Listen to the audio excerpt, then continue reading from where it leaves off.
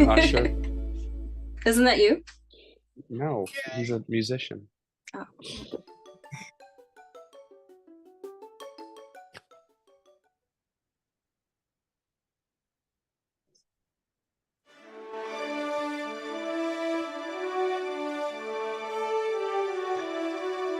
Ladies and gentlemen, welcome to the third annual Pass the Controller Awards Show, aka the Passies, with your hosts, McNux, Civic Minded, The Smoke, Luna Chibi Fox, and Nick the Intern. And now, ladies and gentlemen, take your seats. The show will begin shortly.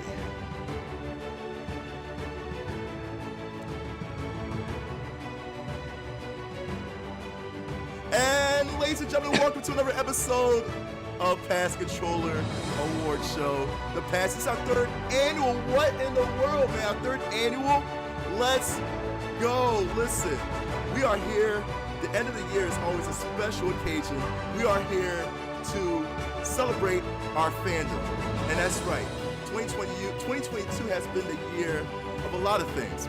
It's been a year of ups and downs, it's been a year of flubs and good things and all that. Let's celebrate every single one of them. Listen, it's a great show. I'm glad you all are here. And remember, this is a live voting. And what I mean that, it's going to be you, the people, the gamers, that's going to elect the winners tonight. Ladies and gentlemen, that means you better be in chat and ready to vote for your favorite nominees. Ladies and gentlemen, I'm not going to do this by myself, of course. As the gracious PA announcer has said, man, we got a glorious panel of people that are going to talk about your favorite categories and nominations. Let's introduce everybody real quick first, of course, we're going to do our far right ladies first, man. Our far right, of course, Miss Luna Chibi Fox. Hello, Luna. Hi, how are you? That PA guy was weird, right? Yeah, it was. I was not prepared for that at all. It was weird. Really disconcerting. Hey, listen, hi. And now we also have Civic Minded. Civic, how you been? I am honored, sir. We're going into our 6th year of doing this next year, and yeah, I'm pretty happy about that whole thing, man. It's been going on for a while now. We appreciate everybody's, following us and hanging out with us and laughing with us and visiting with us during all our shows and our conventions and these expos. It's been a great year. It's gonna be fun to recap the whole thing. There's a ton of video game accolades that we're going to be giving out tonight. We have a lot of awards. Speaking of which, I just happen to have one right here. Hey, there's the coveted Passy. It's the coveted Platinum Joystick Award, the Passy Award. We're going to be giving these out to all the lucky winners tonight, so we're looking forward to that. So as McNuck said, get your voting hands ready, get your mouse clicks ready. We're going to be talking this thing over. You guys are going to help us pick the winners, so stand by. Excellent. But no further ado, the number will appear on the screen. I want to kick it out to the two gentlemen who are the men on the street tonight on the red carpet. First and foremost, we have the one, the only, the myth, the legend, the man himself, the Smoke. He's on his phone right now, so we're gonna have to. Hey, Henry, let me get back with you, man. We're gonna talk here we go. We're live. Hey guys, live. hey man, this is great. This friend is talking to Henry about some Warhammer stuff. Man, it's a great time of the year. We are here at the PTC Gaming Awards. I mean, it is so exclusive. Jeff Keighley was trying to get through the back, and security had to boot him out and all because he was trying to get in. And I'm telling you right now, it is such a crazy time right now. Everybody wants to be a part of the PTC Gaming Awards. Look, Robert De Niro wanted to be a guest speaker. What? He really? After seeing Al Pacino do his thing, he was like, Eric, can you help me out? I was like, hey, Joe Pesci hit me up earlier. I told him, no, I gotta tell you, we're gonna work it out for next year and everything else. This is a great time, everyone. Welcome to the 2022 PTC Gaming Awards, where anything can happen with all these great guests. And among myself and these Luna, McNuts, Civ, we got the one and only, the myth, the man, the maestro, of the next generation of gaming, I give you Nick, the intern. I'm not wearing pants. Right there where the audience are too. You're not wearing Yep. pants, right? Just gotta let them know. Exactly. Hey, Exactly. I mean, And if the we do child, this watch from out. And home, the child, watch out. all right, don't worry. Don't worry. We're chilling. I'm on the red carpet. You have no idea who's showing up tonight. I promise you that. I've been working with security and all that. We making sure only the big names coming through, and I promise you, none of you are ready. You mean to tell me So I Justin- am- Shouldn't you be wearing pants for that? Is that Should- Kanye I see in the back there? Get Whoa, him out. whoa, whoa! Who? Oh, What? you better Hey, go. whoa, hey, what's that? Wait, Oh, are you talking to me, Kanye? No, okay, I'm not gonna do it. I won't be Robert here. No, it's gonna be a great time. I don't even remember everything I did. And Nick, we found out you're gonna be out there, man. You're gonna be interviewing some of the winners, hopefully, man. Yeah, and if anyone has any questions, leave them in the comments. Like, hey, we'll let it happen. We'll see what goes on. It'll be a fun time. We're gonna learn a lot today, Oh, we're gonna learn a lot. or nothing at all. I'm interested It in what we're remains gonna to learn. be seen. I'm interested. In what you're gonna learn today. I'm interested to see what I'm gonna Learn, teach. boy, you're gonna learn. You're gonna learn. I'm gonna teach. We'll see what happens. We'll all learn. I can't with y'all, man. What was in that? What was in that thing you just drank? What was in that? Water. I've been sick all week. Water. Okay.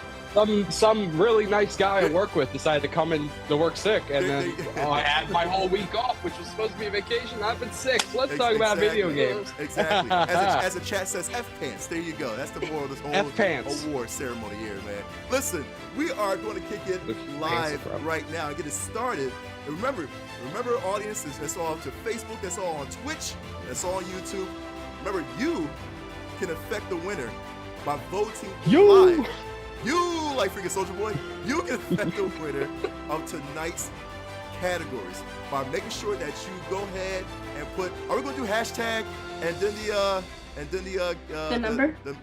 Hashtag intern with no pants. Enter. Oh my God, enter no pants. So we can do hashtag number. So we're gonna have the nominees and all that too, and then we're gonna do we'll do the hashtag. Or if you want to put the title or the actual. I would you just put the title. Probably be easier, the just title. that way we know. Okay, Put that's the what title. we'll do. So remember, We don't know what's gonna happen. We don't know what's going to happen. Listen, we all just having fun here. So remember, in order to get your votes counted, make sure you put the hashtag and then the title of the game or the event pertaining to that category. So that's what we're going to do to get each and every one of your votes counted.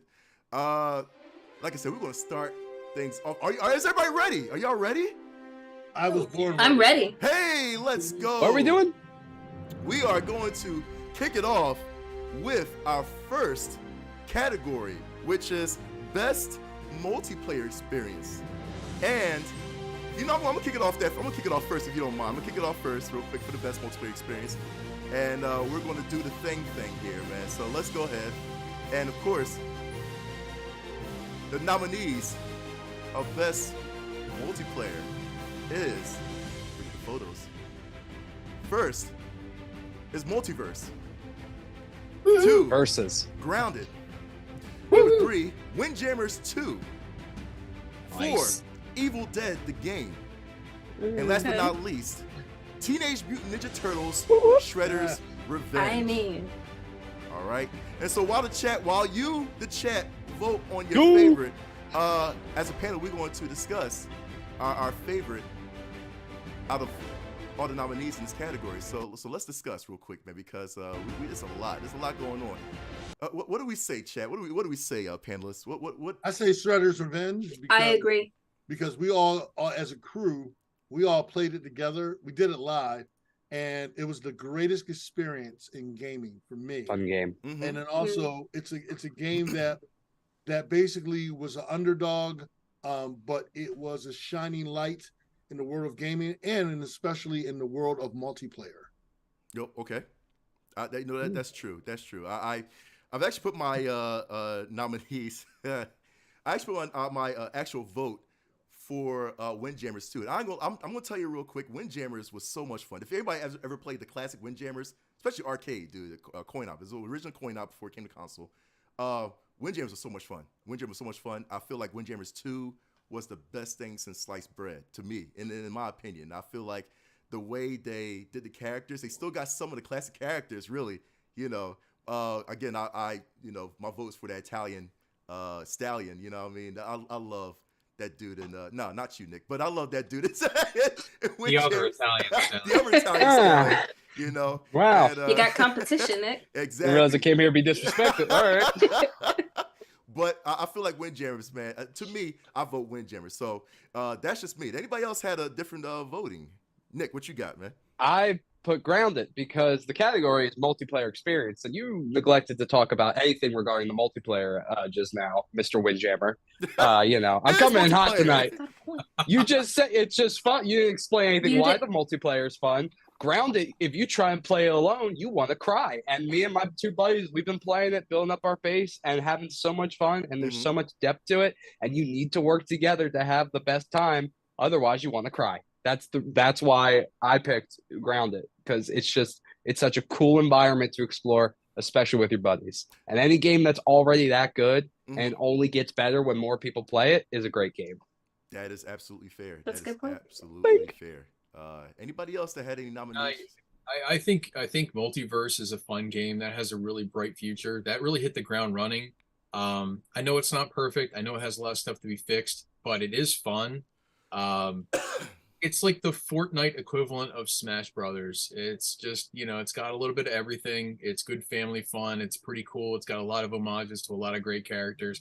And who doesn't love hearing the sound of, like, when you knock out Tom from Tom and Jerry? He goes flying off the screen and he does that classic he does that yell that's like straight out of the cartoon. Yeah. I just love that, just for that. Don't overlook Evil Dead. That's a great game. Over time, that's going to get more polished too. It's a cool game. It's, you know, who doesn't love Ash Williams, man? I mean, you know, just running around doing that kind of fun, you know, shenanigans, that type of stuff. I loved Windjammers too. I loved the original Windjammers on the Neo Geo. Fantastic game. I'd love to see it become like more of a franchise. Like, let's do a third one, you know, like facts. Now that you have the IP going, do another one. That's a very fun game.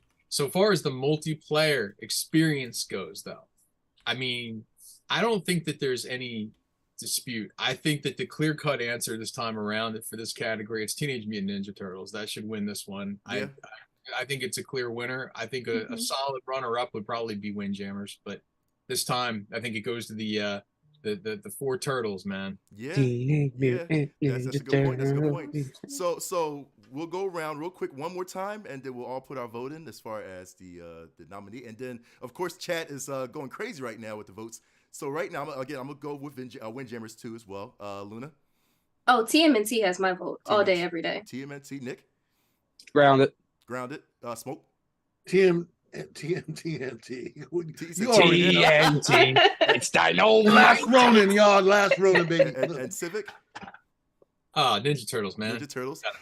So, and the chat, like I said, chat, you have also made your decisions well too. I see. We'll go around the chat too. Shout out to Patrick Hinkie on Facebook, man, one of our previous guests on the show, who said TMNT all day, baby, and he also said keep Will Smith's name out of my mouth, by the way, man. So yeah, we're gonna keep. You're right, Pat. You're right. I'm sorry, Pat. We're gonna keep Will Smith out of our effing mouths for sure. I'm glad somebody made home. I'm glad somebody made an Oscar. He's not here. Did someone put Will Smith in my apartment? You know, Chris Rock was going to make an appearance tonight, but he said as long as Will wasn't going to show, I told him there's no guarantee. Exactly. We told him it was in Philly, and it's too much of a risk, you know. Right. Exactly. There's a lot of votes, man. I feel like this is gonna be a clear-cut winner, but we're gonna do this the proper way. Right. And the winner of best multiplayer experience is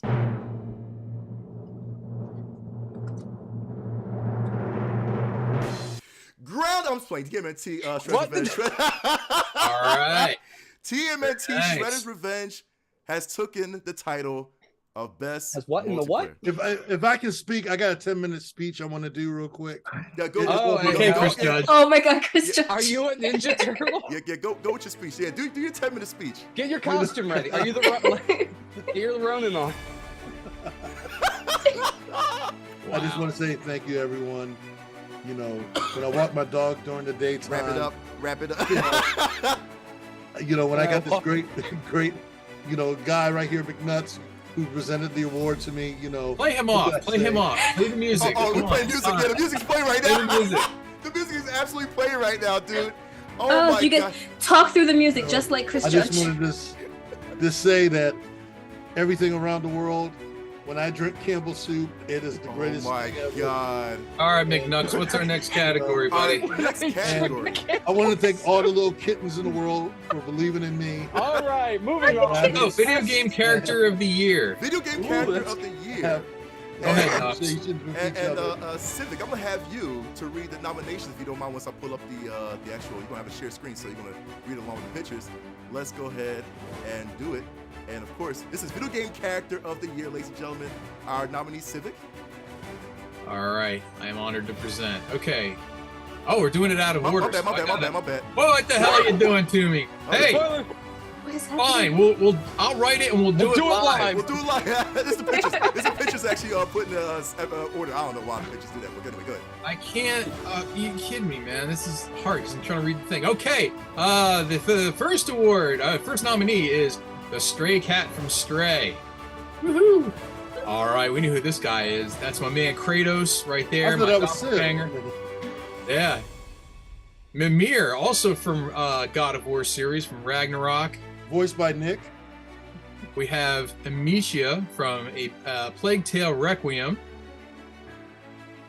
And hold on, sorry, I'm switching back and forth here. Hold on, sorry, God. I'm sorry, Civ. Ramatra. Can't pronounce it. There we go, from Overwatch. Ramatra! Sorry, guys, I have like 10 pages open because the. Okay, there we go. Yeah, there's your nominee. It was just Those the are your one, really? nominees. Those are nominees for favorite video game character of the year. So let's go around and discuss on that as well too, man, because we got some good nominees as well. As the chat goes ahead and votes. What say you? First of all, let's go to Nick real quick. Nick, what do you say? Honestly, I've won 3 games in a row as Ramatra when I first used him when I was playing Overwatch. The night I wrote my ballot, and I was like, "This guy's awesome." Boom, he's broken. I don't care. I don't play that game like competitively, so like I'm just like casual, just play it a couple times and have fun with it. Mhm. So I don't care about balance or anything like that. And that character was designed for me the way he plays, and I love it so much. So I was like, it's got to be him. He's been out for like 3 days, but it's got to be him. Yeah. Okay. If I didn't play those 3 wins in a row, I wouldn't have wrote them down. But now I'm in too deep. So Ramatra all the way, baby. That's fair. That's fair. Ramatra. Okay. All right. Smoke. How about you, man? Boy. That's all I got to say. Boy. Wait.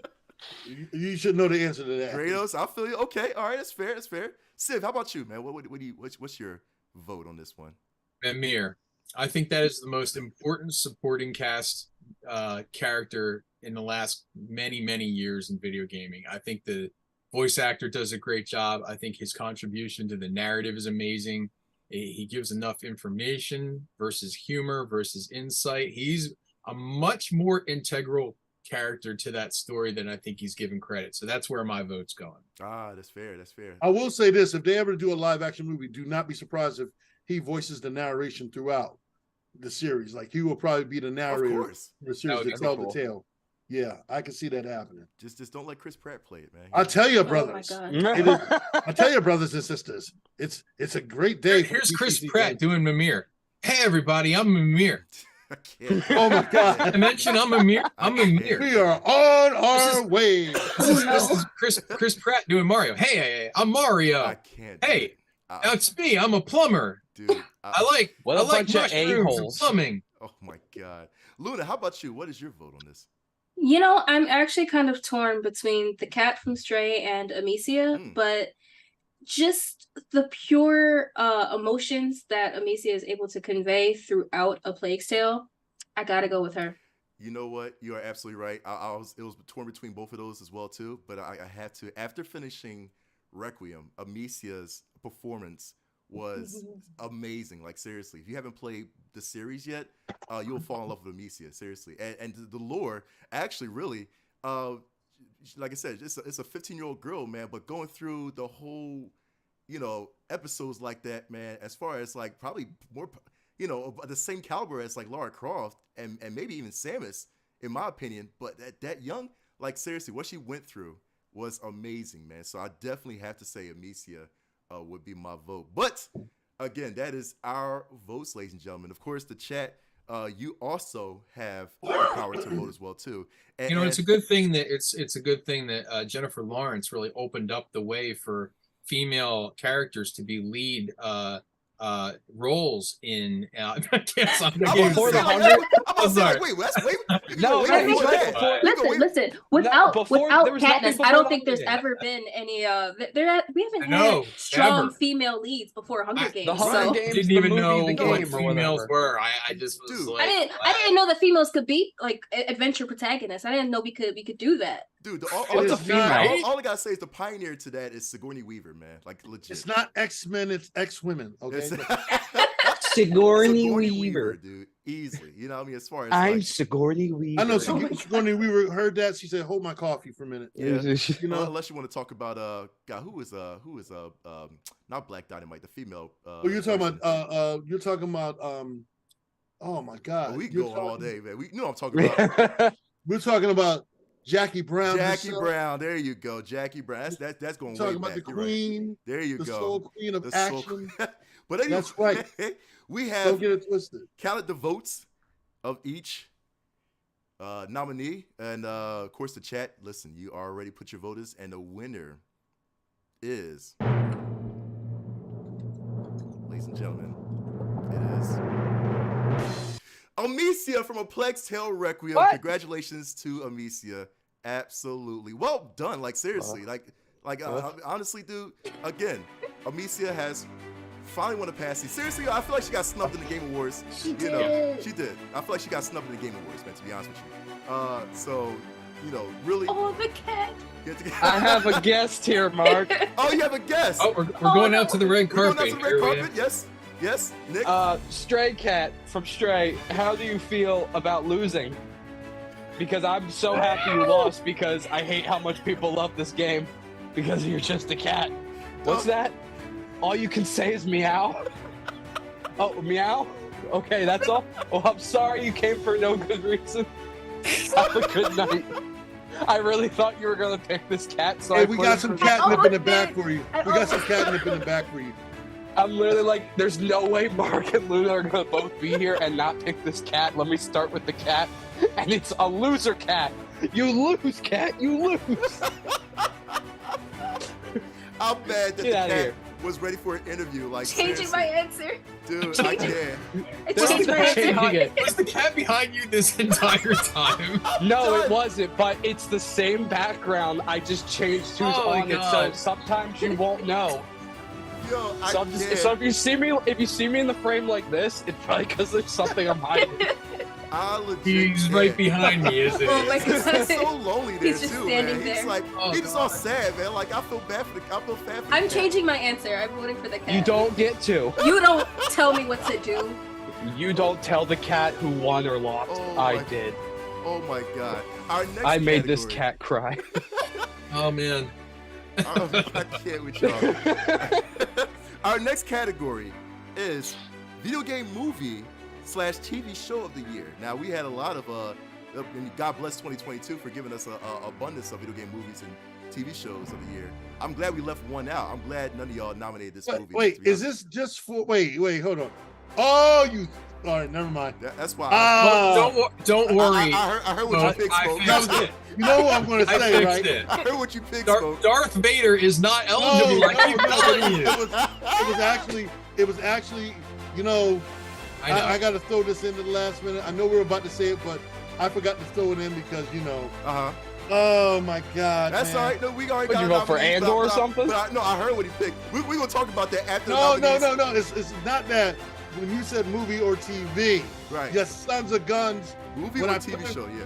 Because I thought it was strictly movies, and I was thinking, God darn, I just got off the phone with Henry, man, and Henry was like, so we know it for the chat's amusement, for context. Smoke pick Spider-Man, yeah. But no, that was only for movies. But it was for TV. It was No Way Home. That was last year. Yeah, it was 1 year ago. It was 1 year ago, it's like not today or yesterday. I mean, Spider-Man is like Darth Vader is a video game movie. A video game character. Wait. Let me say this. Correction.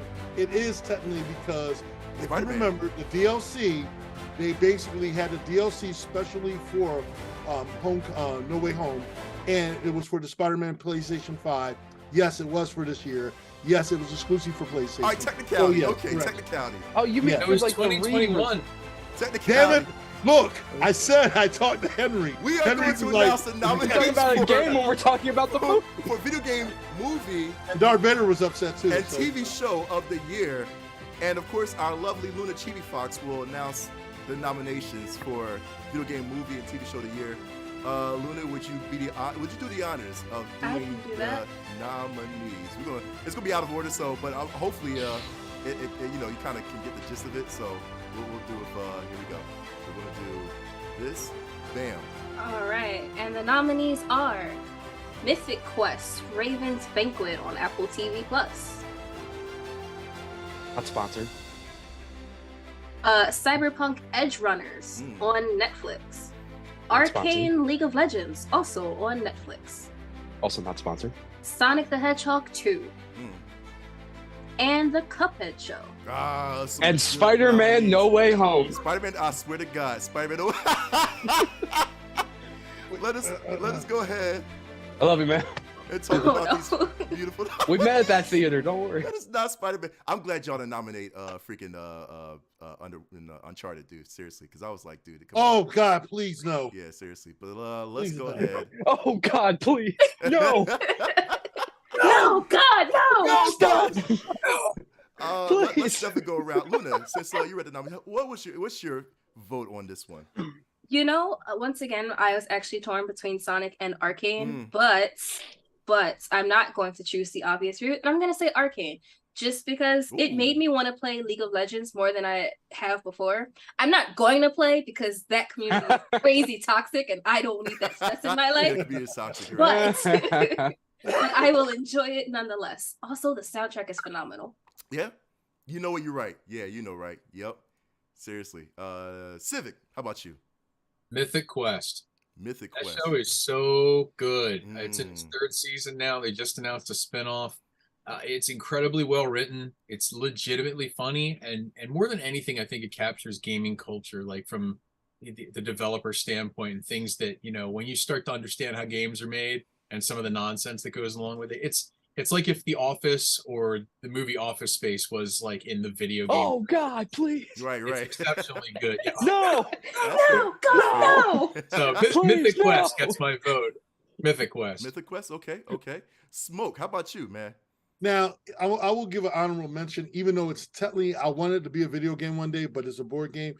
And I'm just going to throw it out there, Legend of Vox Machina, because I freaking love that. Yeah. I know it's not a video game, but I'm definitely going to say Arcane League of Legends because it was a proper introduction to the game for me. I've heard of League of Legends and all, but when I saw it, I'm like, okay, I can't wait for a game that I can really get into. Like, there's a 2D stroll game coming out, stroll game coming out. Okay. That's based around League of Legends, but yeah, I definitely got to give it to Arcane. I was hooked on the first episode. Yeah, animation, everything. It had essence of Spider-Man Into the Spider-Verse, but it's one step beyond. Right. So, and I'm in season 2. It's already getting picked up for season 2.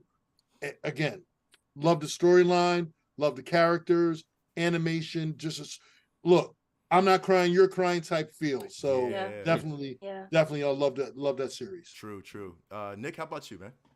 I mean, I haven't watched the third season yet, but season 1, season 2 of Mythic Quest were just like too good and so much fun.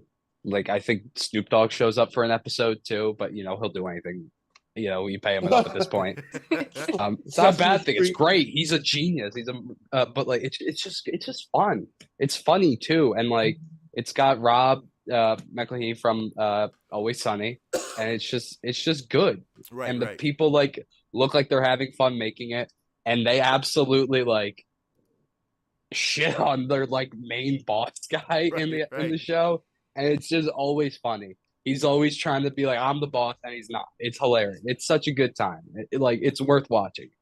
The worst thing about it is that's on Apple TV Plus. Like that's the worst part. Yeah. Right, yeah, that's true. Yeah, But they have Ted Lasso, so get it. It's Yeah, worth it. yeah, Just yeah. for those two shows. Because I was gonna say who has Apple TV Plus, but honestly. Well, everybody's going to be getting it now with Warhammer coming out. Oh yeah, Oh, that's right. true. I forgot that now. Okay, That just is to put true. it out there, I've been a fan of Warhammer, and y'all know I was rocking the cosplay Yeah. way before anybody was. So now, I mean, everybody's gonna jump on the Warhammer bandwagon. I'm waiting for the fanboys to start. It's not accurate to the armor. Shut the hell up in advance now. All they did was say they're working on it. We haven't seen anything yet. Relax, people. So That's what the internet relax, is. people. Yeah. But I cannot wait. I mean, I'm gonna keep it real. If Amazon pulls it off, and it's a vast universe, if Amazon pulls that off for the end, because there's already animated series called Hammer and Bolter. Right. For those people in the Warhammer community that know what I'm talking about. It's right now 13 episode season, amazing. It's like almost like an anthology series taking place in the wide world of Warhammer. If you have access to it, check it out. I highly recommend it.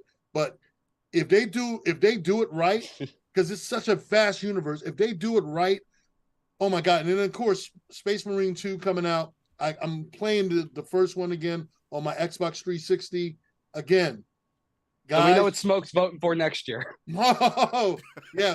I'm trying to get Henry wants to come on next season, so he wants to come on and present awards. So you never know. You already know. I mean, obviously, my vote. Go for it, man. Seriously, man. If you tell me, listen, if you told me since '94 when I first fell in love with the character that he was going to be in the movie, though, seriously, I would not believe you. But Sonic 2 made that happen.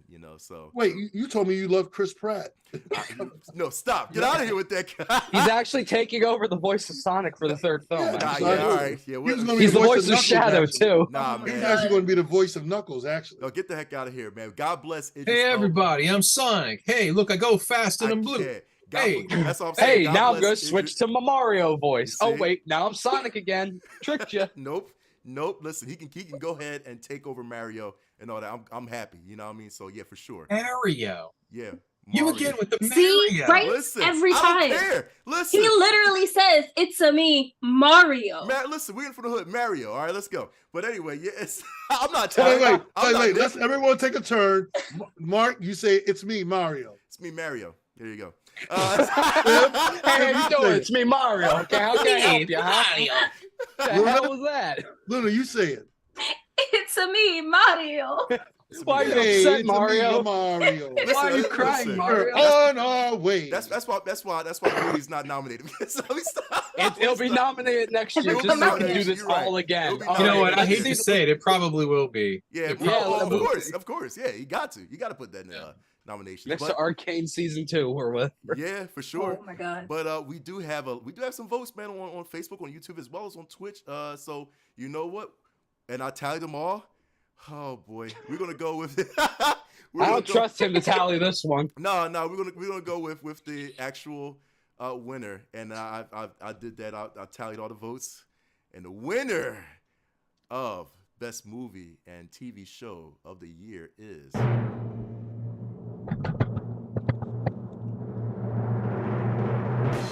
Need drums next year.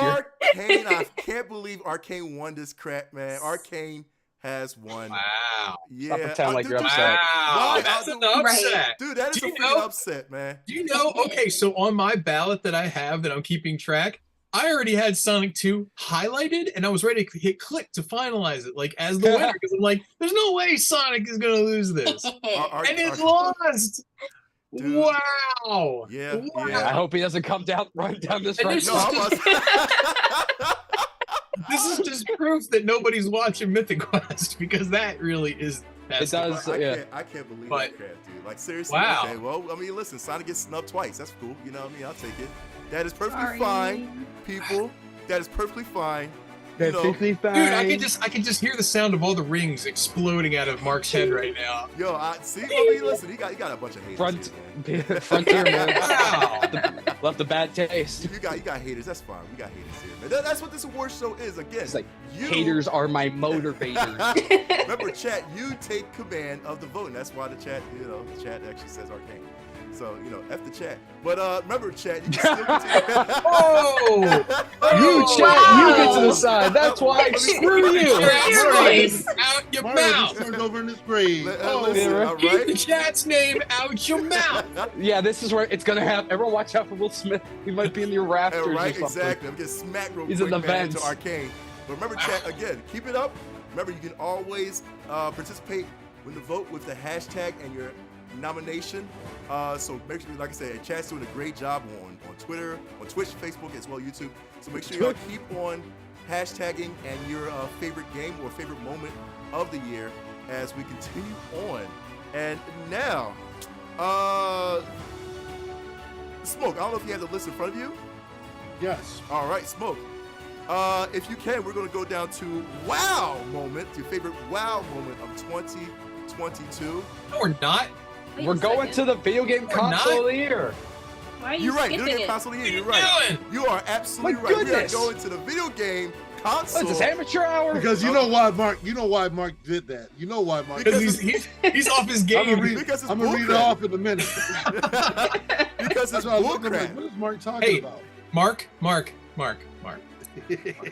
Hi, No. Mark. Anyway, Let me give you a piece of advice. You right now are going through what I went through 2 years ago when God of War was beaten by Animal Crossing. oh man, how about that? I know how How you about feel that? right now. I No, know how you know why? feel. You know why? Because Lou's in the chat voted for Animal Crossing, as well as other people voted for Animal Crossing. So yeah, it was a chat again. Hey, You know? Okay, okay, don't It's blame rough. that on the chat. You just You It's were rough. already in the chat before you came on the It's show, okay. Lou, and said hashtag Animal Crossing. I'm not sorry. Yeah, exactly.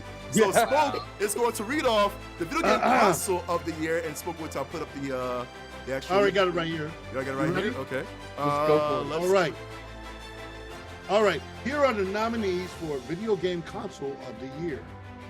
Coming in first, Valve Steam Deck. nice. All right. Number two. Why? Why? Number two, Mark's favorite console of all Why? time, Why? Google Stadia. Why? Woo! Where's the picture, Mark? Come on. The picture. I think Google refunded it. Yeah, Google refunded it. Oh, there's no Refunded the picture. picture, too. Oh. Refunded the picture. There we go. All right. Yeah. That's the picture. That's the picture, dog. That's the All right. picture. That's the game. Coming up of the- next. That's the console of the decade right there, baby. Uh-huh. Coming up next, we got the one and only Watch Your Purses and Wallets PS5. Mm. Okay, next, we got the one and only that will save you money, but maybe not in the long run, Xbox Series X. All right, and last but not least, Everclear BS. The Evercade. Evercade. It's gonna be interesting Evercade, baby. if people know the Evercade, really. So that is Wait. our. I thought the Intellivision was going to be in this one for the amateur. Stop. What happened? Stop. Oh, wow. Oh, Stop. Ouch. Stop. Damn, I'm a bad boy. damn, dude. And that is Well, your that one understated. nominees for favorite gaming console of the year. So let's go around real quick, man.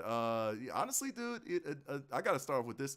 Honestly, for real, I feel like the Steam Deck is actually making a move this year, man. And again, I'm not calling it a Switch killer, but it kind of almost is a Switch killer. You know, it's doing a lot of things, man. It's a playable PC in your palm of your hand. So why not, man? A Steam Deck all the way. So I'd like to hear the rebuttal from Civ, man, because I know Civ's gonna say something. I can tell you the two that it's not.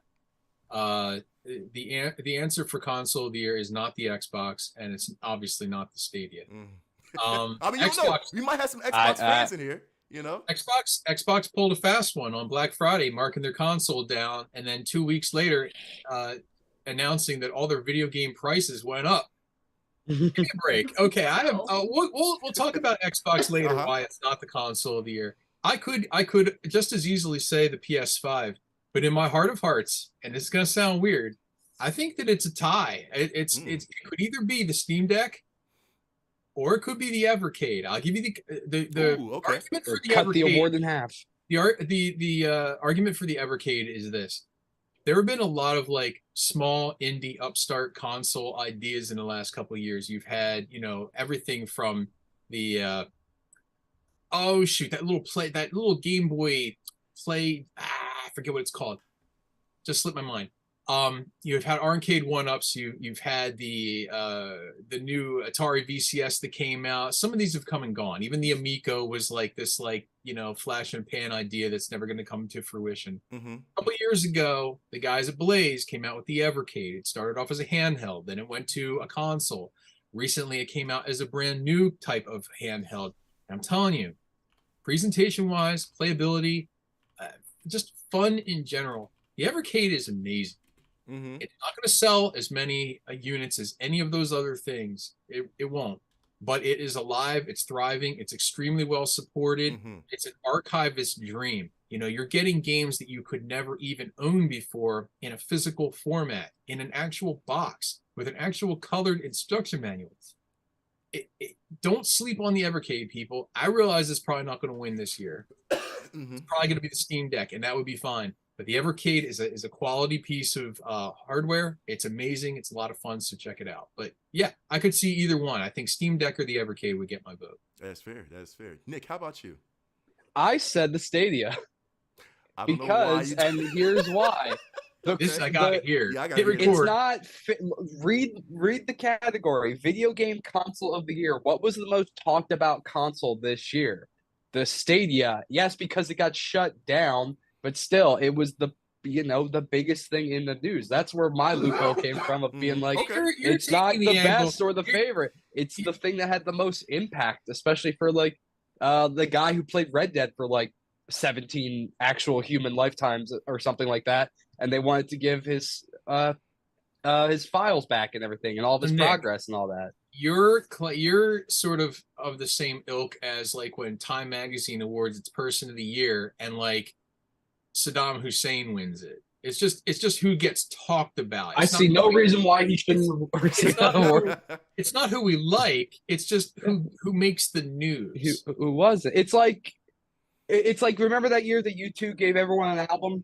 I think Rolling Stones named that album of the year just because everyone was like, all right, we're all talking about it and everyone's mad at it. All right. You know, That's fair. That's fair. That's a good point. Okay. all publicity is good publicity. That's not true, but hey, I just think it's so astronomically not sad, but crazy of a thing that has happened, and a whole something crazy that they tried in a concept that it's just why not the Stadia? Well, I just want the audience to know that the reason why the Nintendo Switch didn't get nominated is because Nick nominated the Stadia. So that would make It's not the Switch. I just want to put this I want to put this into context because everybody's like, "Where's the Switch? Where's the Switch?" Like, well, hey, Stadia. I just had a couple DMs saying, "Oh my God, is he kidding me with the Stadia?" I've never touched one. I've never thought about purchasing one. I've never wanted one, but sure enough, I thought it'd be funny if I nominated the Stadia. Maybe the Stadia is about to walk down this. Oh my God! I swear to God, man. Smoke, how about you, man? What's your choice console of the year? I'm going to say Xbox for a couple of different reasons. Okay. One, up until, as Brian brought up earlier, Siv brought up earlier, up until when they did the price change, and okay, in their defense, I kind of understand why, to a certain extent. But we had a whole year of saving money, playing games that basically they were giving away for free, not charging. If you had Game Plus, like High on Life just came out, it's free on Game Plus. Instead of paying a lot of money for games that PlayStation clearly is charging, here you pay a certain amount a month for Game Pass, and you get these games for free. There are a lot of games that I didn't buy on PlayStation because they had it on Xbox free because I had Game Pass. So it's kind of understandable. They got to make their money, and granted, yeah, I think that they could have gave everyone a heads up a little bit sooner, but I understand to a certain extent they got to make their money like any other business. To keep up, you have to draw the line somewhere, and it's unfortunate because I don't think they really wanted to, but they know in order to keep their business going, especially with all the lawsuits going on right now with them and everything else, I think right now the best course of action is hey, this thing doesn't go through, we got to still make our money or else we're going to lose. But for the last 2-3 years, think about it. PlayStation has put us through a whole bunch of turmoil, from consoles to uploading, downloading, enhancements and all that stuff. Where here you got Xbox for the last 3 years, especially during COVID, they made it basically accessible where you could play a lot of games that normally would charge your arm and a leg for free. You just pay a 1 month or a year subscription to Game Pass, and the games are free. I have no problem with it because it's easy access. You don't have to jump from rock to rock of where it came to PlayStation. Granted, PlayStation to me, while it has great AAA games, to me, they're more about making money, less about the consumer and more about putting money in their pockets. Xbox was about the consumer more or less, but they got to make their money. So while I understand Siv's feelings on it, and I can understand his point of view, I also understand that, hey, it's a business first and foremost, but they're going to do their best to try to work around certain things with the consumer. Yeah, they don't have any real games right now that are earth-shattering like PlayStation, but right now, when you look at PlayStation, they're charging almost $80 for a game, technically, and not including the DLCs and everything else. Think about that. So technically, you're paying almost 120, 100 and change for a game, where Xbox is like, hey, we're going to give you this. They would still, like now, going forward, they'll still charge now, maybe $69. But if you got Game Pass, you won't be paying all that. Yeah. So it's still a win-win, really, but they're looking out for the consumer more than PlayStation. So I'm leaning towards Xbox. That's a good argument. Definitely, Xbox. Never thought I'd hear Smoke say that. It's crazy. Yeah, right. And Smoke that's a good product then. And as Smoke says Xbox, we're going to get a rebuttal from our Miss Sony over here, Miss Luna Chibi Fox, our PlayStation girl. Luna. There you go. That's all she. She's sipping the PS tears. Drink those PS tears, baby. I'm honestly gonna say, I will have to vote for PlayStation, and it probably is like just my everything just comes back to PlayStation. Like, yes, Xbox and Game Pass do have a lot of free games, but I was actually just looking into the PlayStation Plus, like the tiers for their subscription. That no tiers, not those tiers. The platinum and the ultimate have really good games, and there are a lot of like old games that you can play again, and they have new games coming out that you can just, as long as you have that level of the PS Plus, you can play them for free too. It's basically their answer to Game Pass. The only difference is you can't do it on PC. But mind you, their arms were twisted because they were reluctant about doing that up until when they saw how well Game Pass is doing and how, which is totally understandable. But and I mean, but and I'm not knocking that, Luna, because of the fact that I understand, like, because even for me, everyone will tell you I was a big advocate for PlayStation for years, and I was dogging Xbox. You were. when they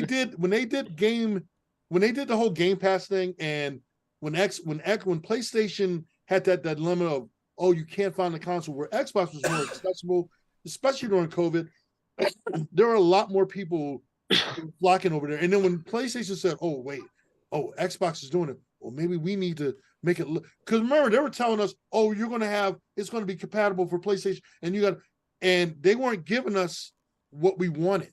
And then all of a sudden they saw how Xbox was doing and how well the people responded. And all of a sudden, we're going to give you this, but we're going to give you tiers. Instead of, Xbox has made it simple. Buy the Game Pass. There's no real tiers. Here's what you get. PlayStation, well, you get tier 1, you'll get these games, a limited amount of games. But if you get the ultimate, you'll get everything that Game Pass, that Game Pass would give you. So yeah, it's I'm not going to knock you on that, because I can understand, because again, I was one of those PlayStation followers for a long time, and I was like ride or die PlayStation, but now I'm looking at PlayStation like, yeah, you're not looking out for my pockets. You're more or less how I can cheat people out of their money and stuff, knowing damn well that some of these games out here are nowhere in the ballpark worth $70 to $80, where you could pay $49. Like, I will say this, like Evil West came out, they gave it a more affordable price, but that's not where Xbox.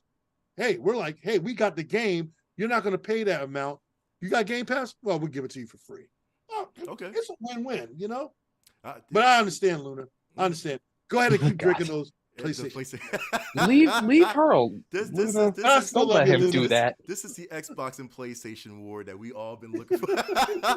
No, it is. There's no war. Yeah, right. But But again, again, say. to the audience, This is a conversation. This is also pretty much on you as well. To remember, make sure that you count your vote using hashtag and whatever vote that you do. And we counted our votes. And I want to count. I'm going to call this out. One surprise. I'm surprised that there's a vote for Stadia. I don't know why, but there's a vote for Stadia. Mark's vote. My burner account worked. Good. It's a vote for Stadia. But the winner of favorite console of the Anyone year. that votes for the Stadia is the same people that voted for Kanye in the election. So like, it doesn't matter. Don't vote for the Stadia, no. all right? Do not vote for the Stadia. Wow. And the I'm winner backing. I'm bailing. I'm out. Don't vote for the Stadia. Favorite console of the year is. I can't believe this. It's the Valve Steam Deck. Yep, and rightly so, man. Valve Steam Deck giving a competition to Nintendo, as Kami says in chat. You know, so yeah, that is. Wait, what one? Jeff Keighley, you didn't pay him enough. What? Right? How about that? How about that? Oh, stop. No, that's the wrong one. Kratos. That's the wrong one. Are you Kratos. Hey, buddy, how you doing? It's good to see you. For the Steam Deck? Kratos. No, the place. No, it's winning. I think it won. Let's recount those votes real wow. quick. What's up? Well, Kratos is here. He's right here. Do you guys want to ask him anything? He says, "I can't wait to. I came to accept the award on PlayStation's behalf." He ain't winning that. I mean, Steam Deck got an award right? too. How about that? You know? Great. Oh yeah, I mean, you won a lot of stuff already, Kratos. You don't have to be angry with me. I'm sorry. My predicting skills are very poor this night. Wait. He said he wants Civ to play him in the series. Civ, man. Really? Dude, yeah. Are you sure? Yeah, you said. Wait. Oh man. No, I'm talking to Kratos. He said he's not that big of a fan of Ring of Power, but he hopes they'll do it right. All right, hey, good. Hey, fingers crossed. Fingers crossed. Hopefully they don't get the same writing team. Wait. Kratos said he loves Willow. Actually, we got a question in the chat. You're a Willow. We got a question in the chat for Kratos. What's the question? Luke Let me ask says, him. how do you fold your laundry? Boy. Oh wow, he said boy. It's crazy. Just boy. Just boy. The boy folds the laundry. He Kratoses it. I don't know. What? I thought there was a pun. My bad. Oh, what's that, Kratos? You're gonna go away now so you don't kill me because you didn't win? I'm so sorry you came, Kratos. Thanks for staying. Oh, you just missed him. He just blinked away. He used to He bifrosted away. Well, hopefully Kratos will be back, man, to accept it. Well, maybe. Who knows? Or maybe other people will show up. We'll see. But as for right now, we're going to our next category. Nick, you have the honor of doing right now the wow. Oh my moment. gosh. And the wow moment, for those that don't know, basically it's the wow moment. It's the shock factor of 2022 in the video game community. And Nick, I'm gonna have you read off the nominees. I don't have no picture, but you can go ahead and read off the nominees, Nick. The World of Warcraft moment. No, I'm kidding. The wow moment of 2022. Number 1, Activision Blizzard acquired by Microsoft. Okay. Which was for that much money. Wow. Yeah. Number 2, Al Pacino presents first award at the Game Awards. Yeah. I like that. That was good. That was pretty good. Your sister's ass. Anyway. And then he ruined it. Say it one time. She's got up. Hoorah! Hoorah! Yeah. Anyway, I don't know why I just wanted to read this. Bobby Moynihan of Activision is somehow still employed, but that's not Bobby Moynihan. Bobby Kotick. Yeah, I know. I was reading, I'm like, Bobby, and then I even read the second name. I'm like, Moynihan. I don't know why that's the one that came to me. Yes. Can you do this? Can you do this all in the Pacino voice, please? Okay. Oh my god. How you pronounce his last name? Kotick? Kotick. Kotick? Bobby Kotick. Of Activision Blizzard is still somehow employed. That's number 3. Your sister. That's number 4. The Call of Duty battle between Microsoft and Sony. Now I just sound like a pirate or something. Arr! Al Pacino. Number 5. Stadia Al Pacino. finally kicks the bucket, but Google offers mass refunds. All right, those are the Hoorah. 5 nominees. It sounds more like a Gilbert Gottfried. Yeah, All right. right, can we? All right, read it again. Throw into this place. Break it down again for the audience one more time. Yes, as myself and Mr. Pacino. As yourself. All right, so we have Robert De Niro. Activision acquiring Blizzard. We have Al Pacino at the awards. We have Bobby Kotick still at Activision. We have the Call of Duty battle that's still going on between Sony and Microsoft. And finally, we have the death of the Stadia console, which was the wow moment, which was the craziest wild World of Warcraft moment. Yeah. This is gonna be interesting, man. Get a lozenge there, Nick. Yes. I told you I was sick. That's why I wanted to trick you into doing the book. Oh wow! Wait, you're right. That's the wow moment. That's of the year. the wow moment. That's the facts. Let's go with Spoke, man. Spoke, what do you think is the biggest wow moment of 2022, man? Really, Al Pacino. Okay, you can never go wrong with Al Pacino. Yeah. Wow, Al Pacino I gotta read a teleprompter. Whoa. You know, it amazes me when I come on the stage and people ask me, "Hey, hey, it's Pacino. Dunkachino.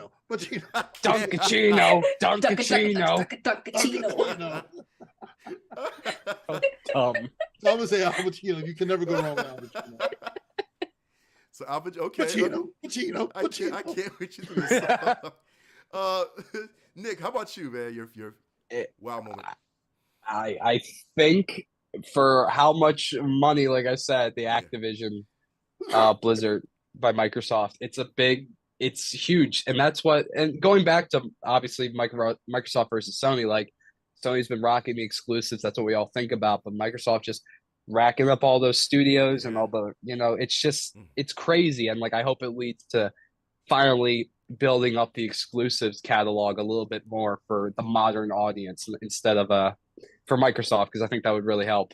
But it's that by for how many million was it, or billion? Yeah. 6.5 billion. Do you know what I would do with that kind of money? Mm-hmm. I don't know. That's why I don't know what I would do with that kind of money. It's impossible. I'd be on the actual red carpet. Yo, facts. That's true. Luna, how about you? Your biggest wow moment of the year? I'm gonna have to give it to Al Pacino. Al Pacino? Yeah. I love that man, and seeing him come onto the stage at the Game Awards was just like, oh my god, what? And he's still good. He's okay. He's still good. He's still good. I was waiting for him to say, I'm going to be in GTA 26. Yo, it seems like he doesn't. I'm honestly, and I gotta say it's the same thing. Al Pacino. I was like, that was like the what's called, man? Who came last year and says you're beautiful? My God, man. Keanu Reeves. That wasn't last year. Yeah, that was for that was like 2 years You're ago, breathtaking. Yeah. Yes. You're breathtaking. That was the same. That was at E3. That was E3, right. That was E3. I feel like that's a couple years ago. That was like the same kind of energy, dude. Seriously. I was like, holy crap, Al Pacino, dude. Like, you're breathtaking, and you're breathtaking, and you're breathtaking. I wish he did that. Say hello to my little. I wish he did that, dude. I really wish he did. Like, seriously. Say hello to my little. If he did that, I would have like just straight up pissed my pants. Like, seriously, man. But I kind of just wanted him to do a Dunkachino dance. Say hello to my little game, and then they debut a trailer for Oh my god! Dude. Oh, Al Pacino the game. Oh my gosh. Well, there was a Scarface game. Anyway, the wow moment of the year for me. And by the way, Al Pacino is still my favorite actor of all time. Oh yeah. And I think I'm gonna go that route and say that was the most, because the death of the Stadia was unexpected. Well, no, it wasn't unexpected. It was very expected, but I think that the way that Google handled it was a little unexpected by the fact that they're refunding everybody that bought one.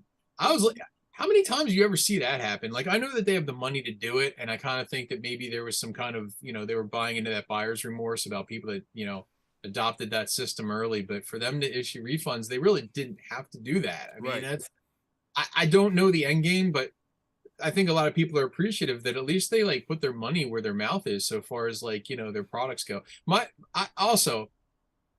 I can't believe that Bobby Kotick is still employed anywhere within this industry. Right. He's an embarrassment. He's a total scumbag. The guy's basically he's an unconvicted felon so far as I'm concerned for the stuff that he's done. I am sickened by the fact that he's still around. I'm sickened by the fact that Phil Spencer hasn't done anything to muscle him out. We can go on and on about that for sure. I'm a little annoyed, and it bothers me. I think that the acquisition of Blizzard, Activision Blizzard, personally, I don't even think it's going to go through. I don't think it's going to go through. I still don't. I'm not convinced it's going to happen. The Federal Trade Commission is suing them right now for antitrust, legalese, things we could talk about in another show. But there are a lot of things still up in the air about that acquisition, and I would not be surprised if the government steps in for antitrust reasons and says, no, this can't go through. So it's not yet approved. That acquisition is still very much in flux. So a lot of this talk is still very moot on the point of what's going to happen with Call of Duty. And we'll get to all of that, but right now they still have to settle that thing. So it's going to be interesting as far as the next couple months goes, man. It's going to take a couple months as far as the acquisition is going to turn out. You know what I mean? But Pacino for me was mind blowing to see him on stage as the first presenter. I was like, wow, that's awesome, man. So that gets my vote. That was my wow moment. Absolutely, I like that, man. And of course, the chat has spoken as well too. Shall we get to the winner of biggest wow moment of the year is? Give me a second. All right, I'm ready. Al Pacino takes it all. Congratulations to Al Pacino. I can't believe I won. Oh my god. What would Al Pacino say in his thank you speech? What's a video That's game? a big award.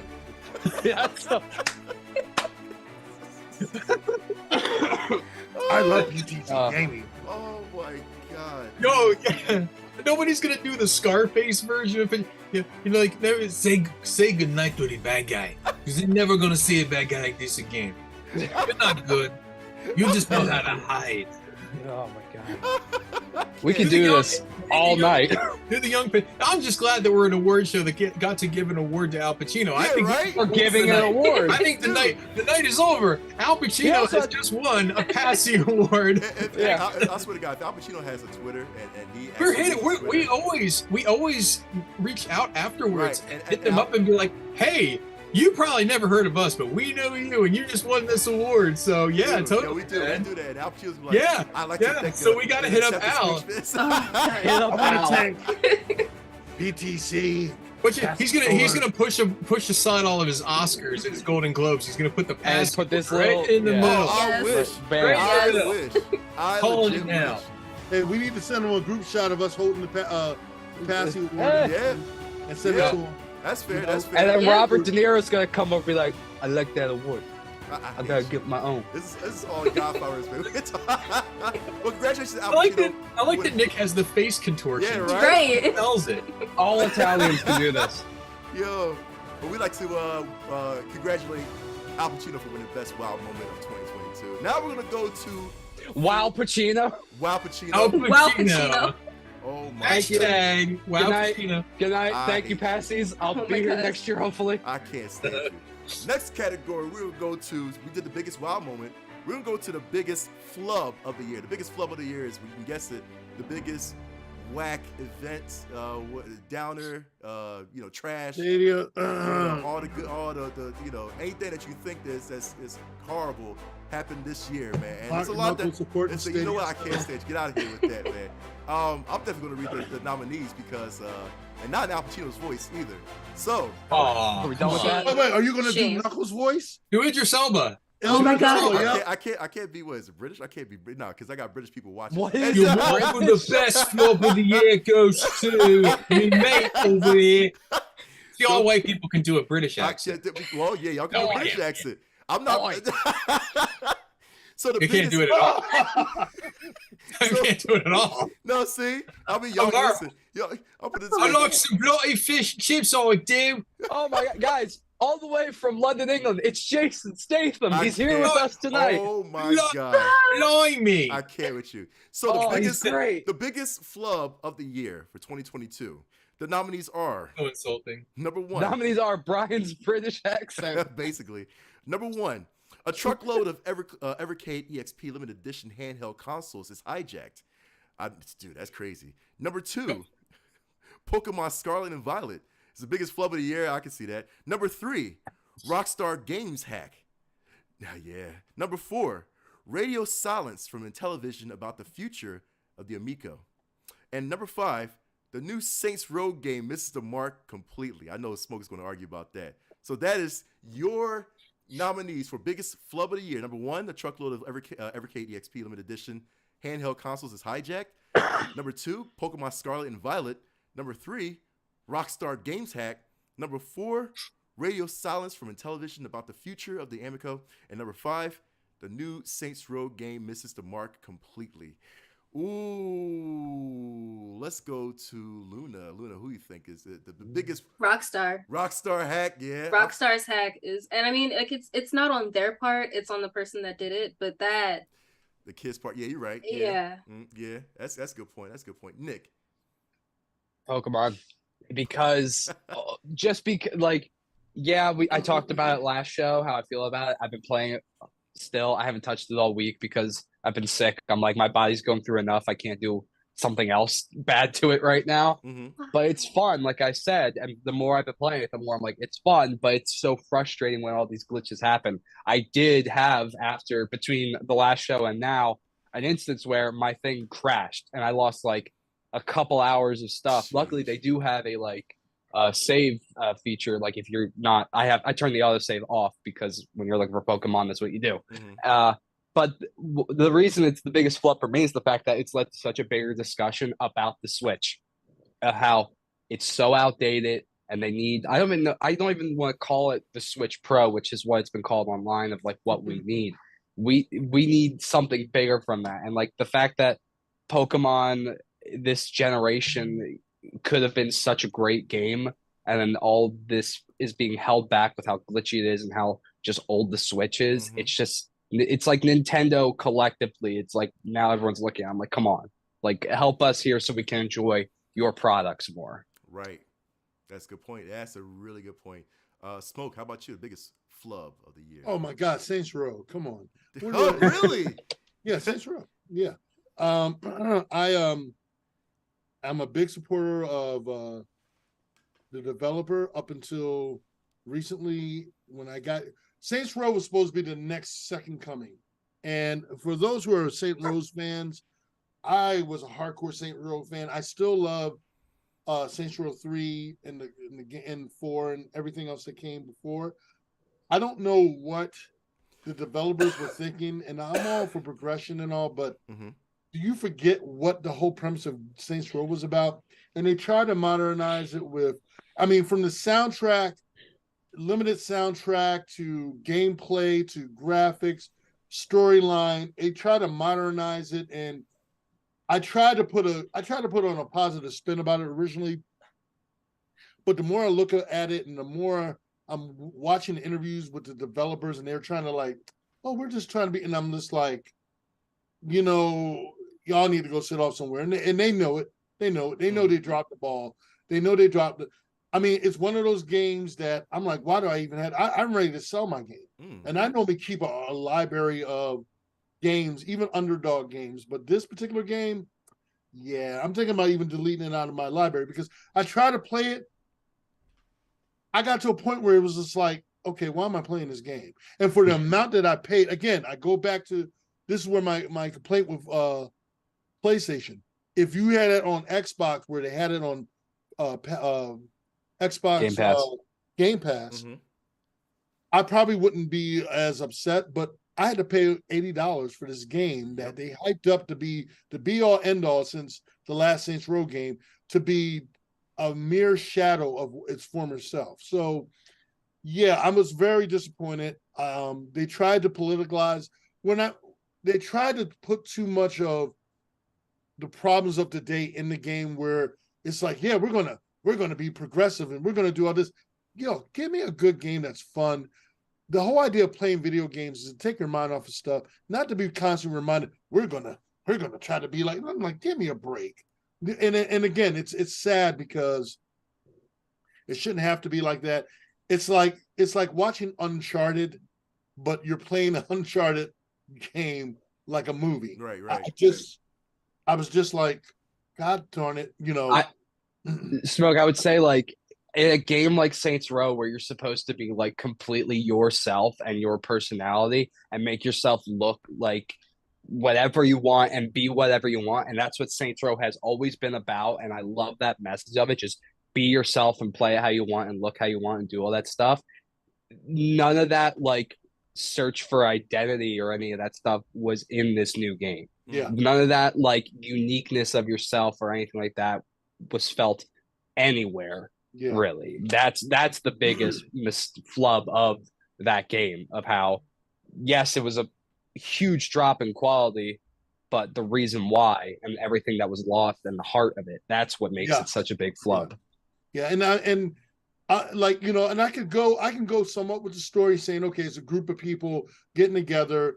They were all part of different factions. They're under one roof, but it's just like you said, there was no soul to the game. And I think that's where I just didn't feel anything for the characters. It was one-dimensional characters. Like, is Johnny Gat even in it?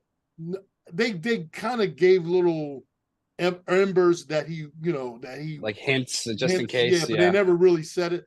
And the thing is, like the other prior Saints Row games, especially the last two, you just had fun. You were laughing. There's a segment in Saints Row, I believe it was 3, where you're playing as, you know, yourself in the game and you're driving with one of the characters and you guys are singing on this mission. I love that particular, and it reminds me of Civ. It's like if me and Civ just got in the car and just start singing this song, and we're like, you know, all I want is what I got. Yeah, right, and I was just sitting there like, and I'm just like, damn, this song. And I had to download that song. I had to get that song because of the fact. And I just said, every time when I replayed that game, Saints Row 3, and that segment always reminded me of Civ. If me and Civ got in the car and we started driving on a mission, it was just, you know, it was just a great moment, and it was one of many moments that were just great when he's. And you remember it this many years later. Yes, when he's climbing up on the doggone missile, and you got Armageddon Steve playing. Aerosmith playing. I don't want to close my eyes. He's trying to save the planet. You got Keith David, who's the president. It was so many layers.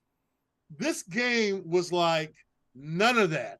Soundtrack wise, I was like, it's an endless loop of the same damn songs. And I'm like, where the Saints Row 3, 4 had a vast soundtrack. And I'm just sitting there like, I'm trying to like this game. I'm like this, like this game. And I'm just like, God darn. And again, I cannot talk about how much I was so disappointed. And now Volition, whatever the hell it's called, they're longer disbanded and all this stuff. I really hope someone out there can take this franchise, this IP, and bring it back to the roots. Even if you're doing the old gangster mode thing and all, but bringing back the fun factor of what Saints Row to me was about. It was everything the opposite of what GTA was, and I loved it. I loved it that you had a base game that was supposed to be like GTA, but it's doing its own thing. Mark, you're gonna have to start playing the music, man. I'm sorry. I gotta start. We gotta go. You know, and the kitties and cats, you know. This is more than anybody's talking about Saints Row all year. I've given enough time. Not to cut smoke off, but Patrick Hickey on the chat says everything's better with Nick, can I give you a hug, Nick? Can I give you a hug, Nick? This is our Pacino. Oh my God. But Patrick says everything's better with Aerosmith and Keith David, man. That's what he said. Yeah, you go. Thank you. Yep. So that's from Pat. Now, if Al Pacino was in that game, it wouldn't be a flop. But you know, he's smart. And like I said, that's one more thing I'm gonna say. It hit close to home for me because I actually was in a movie with Keith David, and I got to be myself in the game, playing alongside with Keith David. So that's another reason why I freaking love that game. Civic, all right. All right, quickly. The answer for me, the Rockstar thing was horrible, but the big self-inflicted wound that is finally coming to fruition and people are finally realizing is just how big of a joke the whole Amico project was. Yeah. Basically, Tommy Tallarico took $17 million of investors' money and flushed it right down the toilet, then basically skipped town on the company, decided to hire Phil Adam, who was the helmsman behind the whole Coleco Chameleon thing, drove that in the ground. Now he's in charge of that. And we don't even get so much as an email from that company anymore. The investors have been ghosted. Everybody that pre-ordered it was ghosted. The entire project has now basically fallen into, a complete joke category. And it's everything that we were warned about by Pat Contry. I hate to say it. Yeah. I hate to look at other podcasters who piled on early and called it, because I didn't want to be one of those naysayers. And we gave this thing a chance, and we wanted to believe that it was going to be a thing. And it never did come to fruition, and it never will come to fruition. It is dead. Emiko is done. They are basically at this point, for all intents and purposes, bankrupt, but they're not going to admit that. They're not going to come out and say that. But what an absolute pathetic, terrible project that just never ever happened and never had a prayer. It was misguided, it was mismanaged, and now they're not even going to basically tell the people who believed in the project that it's over. They're not going to confess that, hey, we're not going to deliver this thing. And that to me is the bad thing.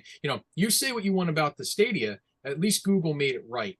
In the end, they basically said, hey, we're not making this any is money messed up, but we're going to make it right. Yep. With the situation right now with the Evercade heist, that company, the day of that heist, when those products were stolen out of that truck, they sent emails out to every single person who bought one, said, hey, this terrible thing happened, but we're going to make it right. Just communicate with people.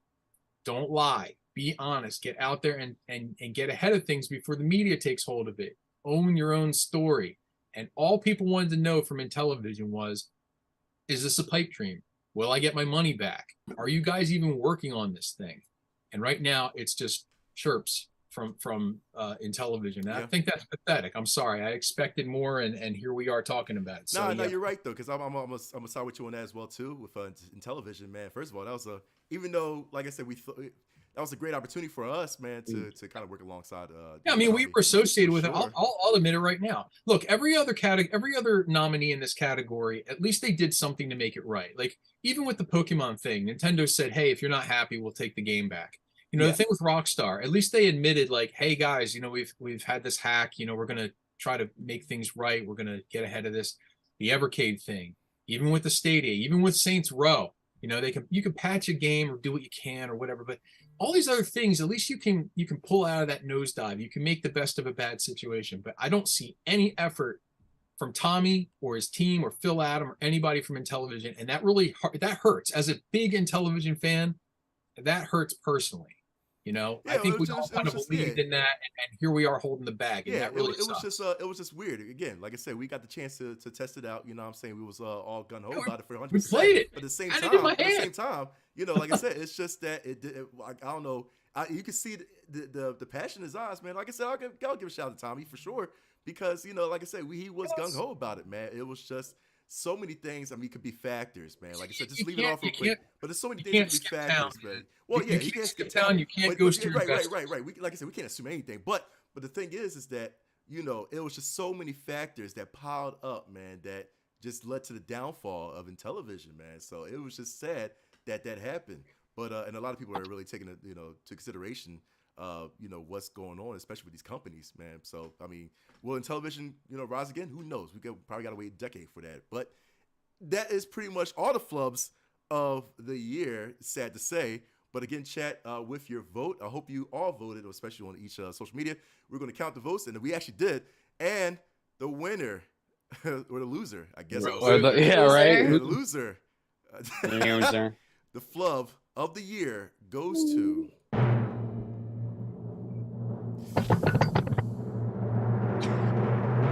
Rightly so, it was Intellivision, man. Intellivision, has to take the loser of the year for sure. You know what I mean? So, here's your consolation prize. Yeah, you don't get the. I'd like to accept this award on behalf of all the streamers and and all the investors that put their time, heart into it and spent time, really pumping things up for them and giving them that free publicity and believing in that project. This award goes to you guys and me and us, because frankly, we deserve it. This is all we're gonna get. This is a consolation for us. And one more thing, I need my gas money back, man, from driving all the way to Hershey's friggin' whatever to test the To the Yeah, Crayola Factory. Crayola Factory, man. Like, Crayola I Factory. want my gas money back. Hershey's the other way. Or whatever. We went north. You know what I'm saying? I went north. Hershey's I don't care west. wherever it was at, man. I drove a long distance, man, to test it out. You know what I'm saying? You know who else drove a long I want my distance? gas money back, man. Let me stop. Mark, you know who else drove a long distance? Stop. Our God. A friend no. of the show. Oh no. Oh God, no, don't. Oh my gosh, Darth Vader, you're here! He's from a galaxy far, far away. You know how much space gas he just used? It's crazy. How many parsecs did it take him to get here? I think he said at least 12. I could be least wrong, 12. but that might be the Kessel Run. I'm not That's sure. a good amount of parsecs, you know. Yeah, that's great. Not too many parsecs, not too few parsecs. Mr. Vader, are you here to tell us that you will be in Jedi Survivor? Maybe? Okay, what? All I hear is breathing. It's hard. No! Oh, God. I can't. What was that? You're still Vader. You're always going to be the ultimate villain in video games. And the last Jedi game, you were awesome in it. You were still, to me, always the ultimate villain since my childhood. Since Super Nintendo, you are the ultimate villain by far. Look, No, he just said to me, you were the ultimate villain. In console form, you were the ultimate villain, and now on modern day consoles, you're still the ultimate villain. He just said to me, actually, Smoke, why aren't I nominated for any of the video game categories? Well, that's because the character. That's And I'm because like, Sith, I don't know. Sith doesn't believe in the Sith, and he's a Jedi. So you know, these are not the nominees you're looking for. Whoa! Oh! Hang on, I think he's trying to fight me. Oh! Snap! Oh! What? Okay. Oh my God! I got it's a tiny little lightsaber. Oh snap! Oh hey! Oh! Okay. All right, you guys move on to the next category as I defend myself from the Dark Lord of the Sith. I don't know why. Thank you, Darth Vader. Oh man. Our next you gotta go. All right. I find his lack of voice disturbing. Honestly, yeah. Wow, he's gone just like that. He used Sith magic. I can't explain it. So our next category that's going to be presented by Luna Chibi Fox is going to be Feel Good Moment of the Year. And of course, Feel Good Moment. You know what? That suits her perfectly too. Yeah, because she feels good. Everything feels good. Feels good. So Feel Good Moment of the Year. Summertime loving in the Wait, weren't you supposed to summertime. have Tony perform with you, Luna? I thought you were going to bring Tony. Damn. No. I thought you told me you were going to bring Tony. No. You know, I tried and they canceled on me. Damn. I know. He was down one of their Tonys. They're actually doing the Tony Awards. Oh. Anyway, so Feel Good Moment of the Year is this, because something I that happened in the community this year that makes us feel warm All inside. right. Of course, the nominees, Miss Luna Chibi Fox. Okay, so the nominees for the Feel Good Moment of 2022 are number 1, Annapurna Interactive emerging as one of the biggest publishers this year. 2, Power Wash Simulator. That's it, game. just the game. That's it. You feel good when you play it. You do. Number 3, Aloy meeting her other self in Horizon Forbidden West. Spoilers, I haven't played those yet. What? Yo, listen. Spoilers. I haven't read this. That's what you get.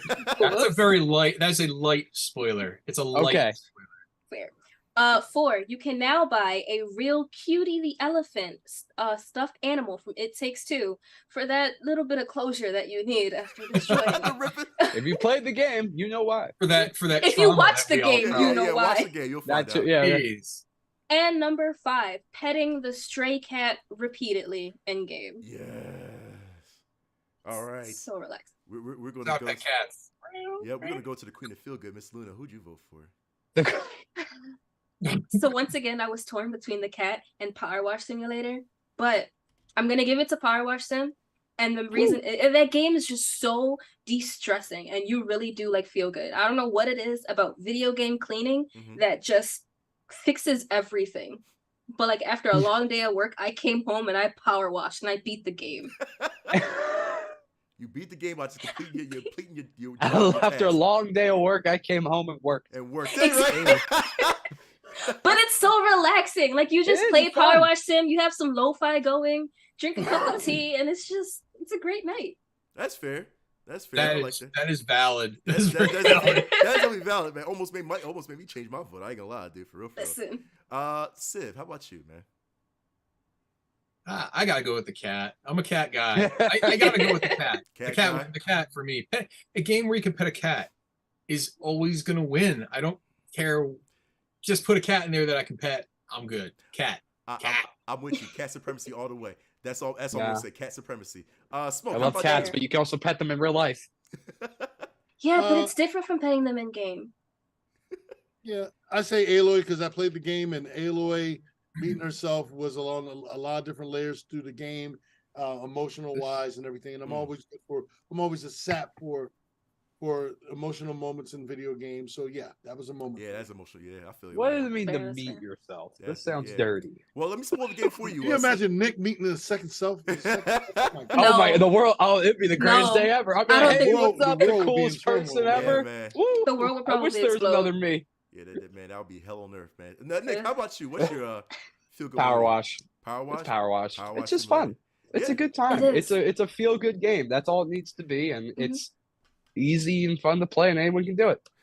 Remember, ladies and gentlemen in the chat, you can also vote, man, which a lot of people are doing right now. You can also vote by using hashtag and then your nominee. But we're gonna go to the winner, and the winner of Feel Good Moment of the Year. I swear to God, this is so earthquake. Yes, it is Power Wash Simulator, man. Wow, take that. No, I did not expect that to win. So petting cats is not feel good for y'all, like chat. It's all like, what in the world, man? It's cats, cat supremacy. What the heck? Because you know what it is. After you pet the cat and Stray, you gotta click going with the game. Yeah. You don't just sit there and pet the cat for 2 hours. I mean, you could if you want to. You could, but there's still more game. With Power Wash, you tell me how to play my game. I'll tell you how to wash with power. Don't you tell me how to pet my cat. I'm sorry. That's gatekeeping, man. Oh my God. That's cat gatekeeping. I'm mad. Chat says cats are worse than teenagers. You know what? Chat's wild. I can't with that, man. Wow. Well, the Power Wash Simulator, there's a feel-good moment. If you haven't played Power Wash Simulator, please play it. It's de-stressing, so yeah, definitely. I'll give it that for sure. So congratulations to Power Wash Simulator for the feel-good moment of the year. You get your Passy soon in the mail. Civ, I'm gonna go to you because this is definitely a category that it's gonna be interesting and it's gonna be really cool. So I'm gonna let the chat listen to it. Civ is going to do the nominees of PTC Pass Controller Show Moment of the Year for 2022. Moment of the Year. Pass Controller Show Moment of the Year for 2022. Civ, will you do the honors? We had so many great moments on the show this year. Not just even on the show, but just things that PTC did, things that we were involved with. And the top 5 biggest moments I think we wanted to call out were, in no particular order. Number 1, so the addition of Luna Chibi Fox and Nick the Intern as co-hosts of PTC. Mm-hmm. I'm still not wearing pants. Number two, Heroes for Hire, doing our theme song live at the PTC panel for J1 Expo this year. Yeah, shout out to Heroes for Hire. The guys that do our intro, Heroes for Hire, did a live version of it to introduce the panel, which was a trip. First time ever live. And hearing your name like mixed into a rap live when you're doing a show, that's cool. That's a trip. So I love that. Heroes for Hire, big shout out to those guys for doing that. Mm-hmm. Number 3, the moment, and this was like a culmination of a lot of moments, but it was just all the conventions that we attended this year. We set a record for the number of cons we went to, video game conventions. We did Too Many Games, we did ECGX, we did ZoloCon, we did GXL Colossal, we did J1 convention, so many, and we met so many people out there, and everybody was super cool and came up to our booths and played lots of video games together. It was a total blast. Our presentation really upped our game, I think. We hosted a bunch of panels. Nick hosted his first panel. It was just an absolute blast, and we had so many great guests. So that is the number 3, just all the conventions we did. Number 4, moment of the year. So Luna Chibi Fox bursting into song twice. 2 panels, dude, in a row. But for those of you who did not attend the panels, maybe we can coax her into breaking the song a 3rd time. How about that? And I think Luna kind of owes me a favor because she didn't turn in her ballot on time this year for the Passies. Yeah. So if you would just do us the pleasure, Luna, for an encore presentation of your song and perhaps to sway some votes your way, would you as Al Pacino? I'm not doing it as Al Pacino. Just give me. Here's Luna's performance of whatever song she's gonna sing. When you walk away, you don't hear me say, please, oh baby, don't go. Simple and clean is the way that you're making me feel tonight. It's hard to let it go. I hope you're watching my screen. That was beautiful. There we go. That was beautiful. And I'm not even reading the fifth nominee because that one wins for me. Nicely done. Nicely done. Okay. All right. Number five, PTC show moment of the year. Nick the intern finally reveals live on our show that he is, in fact, Superman. Oh my God. I'm sorry, Henry. That was the big reveal. Me the whole time. It was Halloween. It was me the whole time. I've been talking with James. Super Clark is going to market. It's the next. Well, you never see Henry Cavill in the same place as Nick the intern at the same time, and everybody's like, why? Well, now you know why. So recap the most quick, Siv. Recap the. All right, so just recapping here, guys. Okay, so the show moments of the year, we have the addition of Luna Chibi Fox and Nick the intern as co-hosts of PTC. Number 2, Heroes for Hire perform at J1. Number 3, attending a ton of great conventions this year. Number 4, Luna Chibi Fox bursting into song now 3 times. 3 times. We got updated. And the 5th one is Nick the intern reveals that he is, in fact, Superman. All right, so chat, make sure that you vote on chat. Which one is your favorite PTC moment of the year? We got to go around, man. Listen, I feel like Luna is gonna be biased, but well, now Luna, what do we think? What's your favorite? Honestly, I'm gonna go with attending all of the cons because, like, I had the privilege of like joining panels with you guys just as a guest before, and then this year doing it as an official member of PTC. It was great. It was a completely different experience and a completely different like thing for me. You know, like I'm officially PTC. I get to walk around like, hey, I'm on this panel. I'm one of these guys. Yeah, that's fair. I had to definitely give it up as well too for bringing in Luna and Nick, man. Like I said, both are phenomenal assets, man. You know what I'm saying? And then just pretty much like doing their thing. I hate you, Nick. I'm not wearing pants. You know, everybody. Oh my God. Like both of y'all doing y'all thing. Like seriously, man. So y'all were great additions. I could speak for me, smoking Civ. You know what I mean? Like y'all do work. You know, really, and do work. Y'all do work, man. So we will see how the years go on, man. As far as PTC is, how we could take this. 5 of us, man. This is a whole official basketball team right here, man. So yeah, like a GG for both of y'all. But Civ, how about you, Civ? Oh God, it's hard. All the conventions we did were awesome, and I mean, it's almost like that's like too big of a thing to quantify. Like to Luna's point, like just going out and meeting everybody and participating and hanging out with the celebrities, interviewing all the big names, doing that's amazing. But I'm gonna be honest with you. My moment of the year, and as a competitive karaoke singer myself, did you win some contests this year doing karaoke? Actually, Brian. See, yeah. I feel like that happened. I feel like I remember that. Okay, I may or may not have won 2 karaoke contests this year during our convention. I did not want to self. I was not going to self-nominate. I was not going to self-nominate, and I didn't know if anyone was going to nominate me. I got your back. Yeah, I would have not. No, my choice of the year. I love how Luna can sing, and I'll be honest. I think it's totally awesome that she's able to do that like on command. So I'm casting a vote that way. I think it's super impressive. I'm like legitimately blown away by her vocal talents. It's impressive. Thank you. 100%. Smoke. What's your favorite PTC moment of the year, man? Of course, us making appearances. We worked our asses off for the last 6 years to get to where we're at right now. To have Luna and Nick as part of our crew was an add-on bonus. It was like having that extra achieved goal, achievement unlocked, basically, to add 2 more members to our crew. Good word. But having us also appear as a crew from the photo shoots to just making the appearance, like for me and McNuts, for example, hosting you know, to celebrities, for Civ, hosting with panels with some of the big names in the video game world. Again, we worked our asses off to get to this point. And, you know, people are like, you know, I get it now, then, you know, you guys need to be out there more. You know, you guys work your asses off. You need to get acknowledged more. To me, it's about quality, not quantity. As far as I'd rather have our fans be I'd rather be organic in getting fans than having bots spewing negativity, just trolling games just to get views. I love the fact that we speak from the heart and our passion about whether people agree with us sometimes or they don't agree with us or they're right on board with us. It's all organic. And the fact that we go to these conventions, these shows, some of us not always going to be there, but we're there in spirit.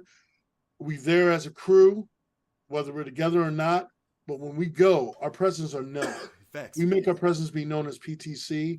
And this is why we are still relevant to this day, and why years from now, when we are still doing this, and people are like, man, you guys have been paying your dues. And we're like, yeah, you know, who knows? We may one day have our own animated series. I would not put anything past PTC because the options are phenomenal. Anything is possible.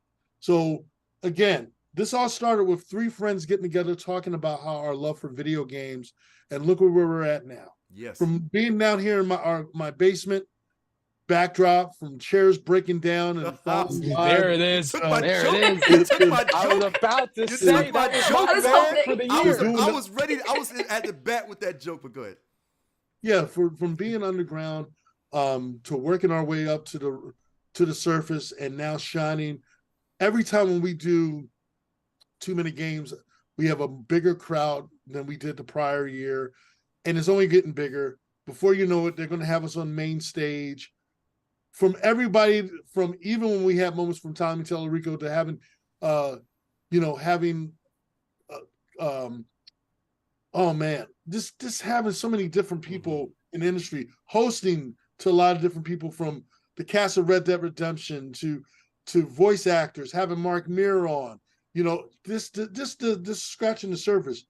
We have a lot of people out there that support us and love us, both in the industry and outside the industry.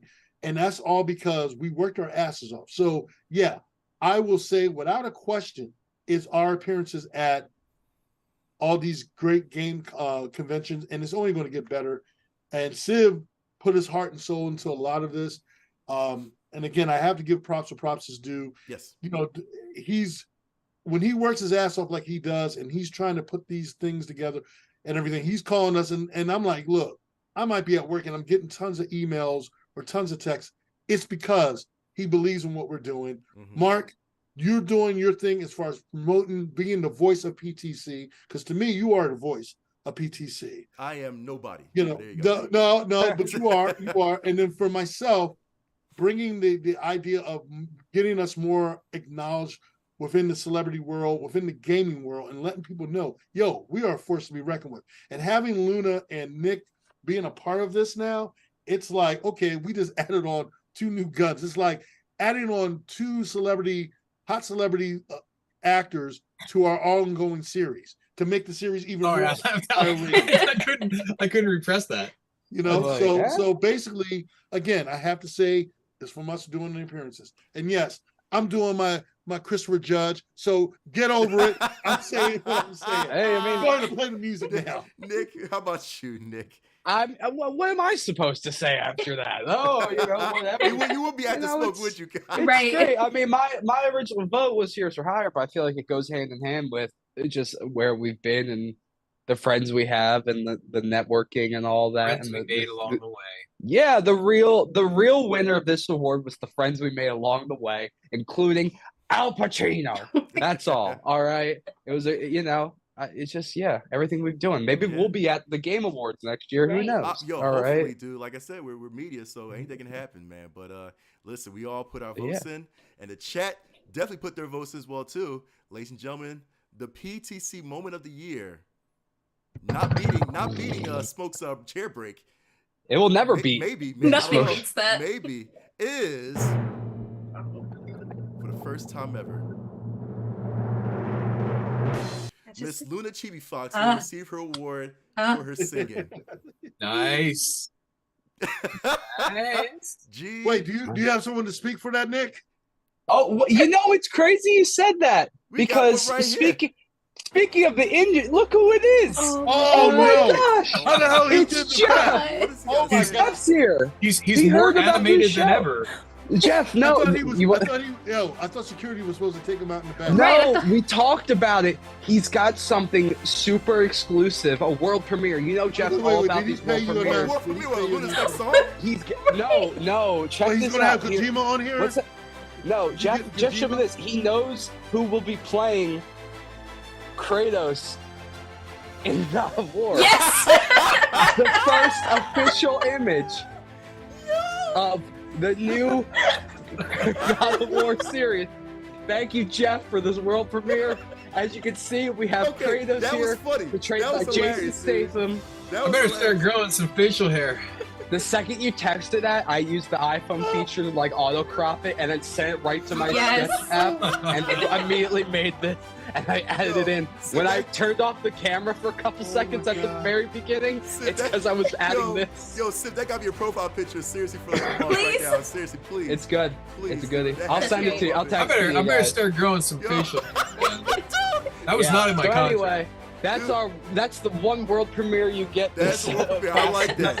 Like that. That was Thank you so much for coming, Jeff. Definitely have, I don't know, 2 more guests left. I'm just throwing it out there just in case. Don't expect more than 2 because I only have 2. Nice. Oh man. Oh man. I gave it that. There you go. That was a world exclusive. Thank you, everybody. Jeff. Everyone, Jeff I hope Keighley. everybody in the chat enjoyed that world exclusive of the new God of War live action actor of Civic. Some thought Jason Momoa, some thought Dave Bautista. Yeah, some thought Triple H, but no, it's actually Civic, man. So congratulations to Civic, for taking the role. I can't with that. We're gonna go to Smoke. Smoke is going to do our nominations next for Best Soundtrack of the Year. And of course, Best Soundtrack. I love this because, of course, I'm a music aficionado for video games, and the video game soundtrack is amazing. Seriously, man. Whatever music captures your heart and your soul is what we got in this list right now. Smoke, please give us the nominees for Best Soundtrack of the Year. Thank you, Nuts. And our soundtrack of the year nominees are Sonic. What the hell? What the? Stop! You better give Sonic due respect. Wait a second. He's like, why is this on my screen? Sonic Frontier. Yeah, my whole screen is freaking. If you don't, I'm trying to read off the nominees, man. Thank you. All right.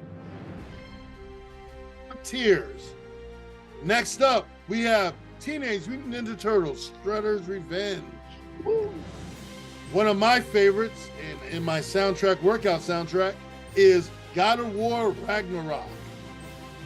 Next up, we got Gran Turismo 7. And that's not a car, that's a cat. There we go. I'm reading what it says. Hey, we talked to the producers on the show. And last but not least, we got the cat in Stray. All right, that is. And we all know that all the music is just basically saying meow meow meow meow meow meow meow meow meow. I want chicken. I want liver. Meow mix, please deliver. I want chicken. So that is your 5 nominees for favorite soundtrack. What is your favorite soundtrack, chat? Like I said, vote in the chat and let us know. Why is Al Pacino still in this? Al Pacino's still in a Game of War. I thought Al Pacino was going to be behind him. Listen, I mean, he was on that stage for a good 20 minutes after, God. So chat, like I said, let us know your favorite soundtrack. Put it in the chat and vote. Like I said, your vote counts as we dabble on as a panelist. Listen, I'm gonna go first because mine is easy, man. I mean, obviously, dude, I gotta go with Sonic. Come on. Dude. Oh, who saw that coming? Whoa. Exactly. Well, listen, cuz first of all, thank God I'm sitting down. I almost passed out. First of all, big shout out to the Sonic team, man, for their instrumentals in each mini boss, man. And then Luna actually got me on this new guy. What's the dude's name? Kellen Quinn he's the lead singer of Sleeping with Sirens, Kellen and Quinn. that's where I got to agree with you. Yo, And I was like, dude, him doing the actual rock songs for like the main bosses, dude. Holy crap. That gets you hype. If you ever played Sonic Frontiers, I'm telling you right now, that the boss music will get you mad hype. Like, seriously. Is it still like rolling around at the speed? No, dude, no. It's not? Okay. That joke will make It's you, so much you better. break like windows on cars, cuz I know Nick, you love to do that. It is. I just got my car fixed. I ain't breaking anything else. I just got my car back. I ain't breaking nothing. You say, Luna, you agree? I guess you say the same thing as well. Yeah, and it sucks because I was gonna go Shredder's Revenge because our boy Mega Ran, is on there. Shout to but the amount of like emotions that Kellen Quinn instills in me just in regular Sleeping with Siren songs, and then having him sing for Sonic Frontiers, I have to. Yeah, I have to. That is fair. That is absolutely fair. 100%. I'm not gonna argue with that. Smoke, how about you, man? Your favorite music soundtrack? God of War Ragnarok, because I work out to it, and it is the bomb. And again, that's one of those soundtracks that makes you want to get up and wreck shop. Yeah, I feel you. Yeah, 100%. Especially when you hear that. And give me embers of God of War, the prior God of War games as well. Man, you cannot lose. So you got two musical acts tonight. You got Luna Chibi Fox doing her thing, and now you got Smoke with his world premiere doing his. What about when Al Pacino sang the Meow Mix? That's right. I want chicken. I want liver. Dude, yes. I can't. Nick. Meow Mix, please deliver. Oh my God. Nick, how about you? Nick, what's your favorite soundtrack? Shredder. It's fun. It's a good one. It's all old school and beepy the boopy and all that. No, that's just Italian. But it's fun. It's good. And then Mega Ran and Wu-Tang for sure. Yeah, so absolutely. How about you, Civic? This is the hardest category tonight. It is I'm serious because I'm being real. Every single one of these deserves to win. They're all amazing and they're all diverse. I mean, we didn't even talk about Gran Turismo 7, but man, the soundtrack always have good. Yeah. That's always been. I mean, it's banger after banger after banger. It's a lot of songs. It's a lot of licensed music. It's a lot of orchestral, symphonic music. There, you have everything that's covered. You have jazz. You have rock. You have symphonic. You like jazz? You got jazz. Jazz. You like jazz? But just do the rest of the night. Everybody just do Al Pacino for the rest of the night. We can't. We can't. No, I got to be honest. There's such a compelling argument for every single one of these, but God, I don't know. You know what? It was amazing. I'm kind of undecided. I do want to say, you know what? Okay, I'll pick Shredder's Revenge. Here's why. Because of all those games, the game that had the songs stuck in my head the longest was Shredder's Revenge, because it harkened back to a lot of like the spiritual, like the motifs of like the arcade games. Mm-hmm. It captured the feel of a lot of the 8-bit and 16-bit games, but it also had great original music. You had Wu-Tang pitching it. Who was it? RZA, right? Or no? Yes. Who was RZA? Mm-hmm. And I mean, and then you had Mega Ran, and then you had it was just like one great catchy song after the next, and it's exciting, and it fit the game, and it felt good, and you would look forward to playing those levels with your favorite song. And to me, that's like how I know I love a soundtrack. And Mega Ran, of course, I mean, he's a Philly native. That dude's repping like nobody else. He can say now that he's on a platinum selling album. I do believe that the soundtrack for Shredder's Revenge did hit platinum. Absolutely. So crazy. Congrats to him. And a little story about this. So I talked to Mega Ran. This is like a world exclusive, right? So should I call Jeff back? At one of the conventions we attended, I was talking to Mega Ran a bit before he went on stage, and he just such a nice guy. And I said, "Hey man, congrats on the song." And he goes, here's the story. He goes, they called. I'm speaking as him, but he's like, they called me, Nickelodeon. They called him to do a song for the upcoming game, and the game had already been announced. It was already in production, and they called him and said, "Hey, would you want to do a song?" And his first inclination was like, he's like, "Yeah, I thought they were going to ask me to do like a cover version of like Turtle Power from the movie." Right. And they said, no, we want you to do like an original song. We know that you're a fan. It would be really cool if you did like an original song. And he's like, "Oh, great. That's cool. I'll get right on it." He goes, "When do you need it?" And they were like, 6 weeks. Oh, jeez. Yeah. So if you're, and that sounds like a lot of time, right? Sounds to most people. if you're somebody, he was already on the road touring. He was already doing those conventions. He was already doing all these live performances. He had all this. He just I think it was just over a year ago. He had his entire laptop of all his music stolen, just never recovered. That's right. My man is he's trying his hardest. He's working his ass off. And Mega Ran's just such a pleasant, hardworking, fun guy. And so he was not going to say, hey, no, that's not enough time. So he got on it. He was like, all right, I'm going to bust my ass. I'm going to get on this thing and do a song. And his song, I got to say, is one of the best ones on that whole soundtrack. It's crazy. It just shows how talented he is. In 6 weeks, bam, platinum. They saved it for a really like a big moment in the game too. Like they didn't just put him in; they gave him like the center stage, right? So like I gotta say, Shredder's Revenge, that soundtrack really is just absolutely amazing. Yeah, so, absolutely. Yeah, you're right. And big shout out to Retro Cat Adventures on Facebook. He actually agrees with you 100%. He says, that soundtrack is it's a banger. So yeah, big shout out to him. But we got a lot of votes in for best sound. It's one of probably the hardest categories, to be honest with you, man. Any one of these deserves to win it. I wouldn't be disappointed with any. Just give it to Luna again. Right. Give it to Luna. You're right. No. And the winner for best soundtrack of 2022 is, I mean, it really is a tight race, dude. So, but the winner is Sonic Frontiers, as it's supposed to be. Oh my God. As it's supposed to be. Yeah. Thank you. Guys, Dang. I need you guys to go back. Wow. Oh no. Oops. This is awkward. I'm not doing too well tonight. Shredder must have paid enough. He must have paid a lot of money, man. Yeah, and yes, they are the 2007 animated movie version. Yeah, because that was the only PNG I could find that would work with the background. Because I feel like crop everyone I found in the Shredder's. Don't give away those trade secrets, Nick. Right. What? Nothing. Anyway, Turtles, thanks for stopping by. Sorry you didn't win. I'm so sorry. Man. I feel bad. They're gonna go back to the. There's an open bar. He's got Sonic. He's got Sonic behind him, running back and forth now. You can't see him. He's been here the whole time. That's the thing. It's crazy. Sonic's been paying off a lot of people this weekend. So maybe the guy in the Sonic hat. Yeah, stop. Get out of here. Stop. But Nick's going to do the award for best graphics. The best graphics, of course, man. The best graphics. What game looks so pretty? Them graphics. Right there in front of your graphics. Eyes, as you see it. Beautiful environment, everything. It's crisp, clean, just like the shampoo and the gel that Nick uses in his hair. The best graphics. You think I put gel in my hair? Soul Glow, baby. Do you see this? The best graphics this year, of course, as told by Nick. Nick, go ahead and do. Is it being as told by me or you? Let me go. According to Nick. Number 1, A Plague's Tale Requiem. Number 2, The Callisto Protocol. Number 3, God of War Ragnarok. Hold on, Number 4. Slow down. Yeah, Wait. Oh, you're doing this, but you've been all out of whack each time. Slow down. So Callisto Protocol, right? Callisto Protocol.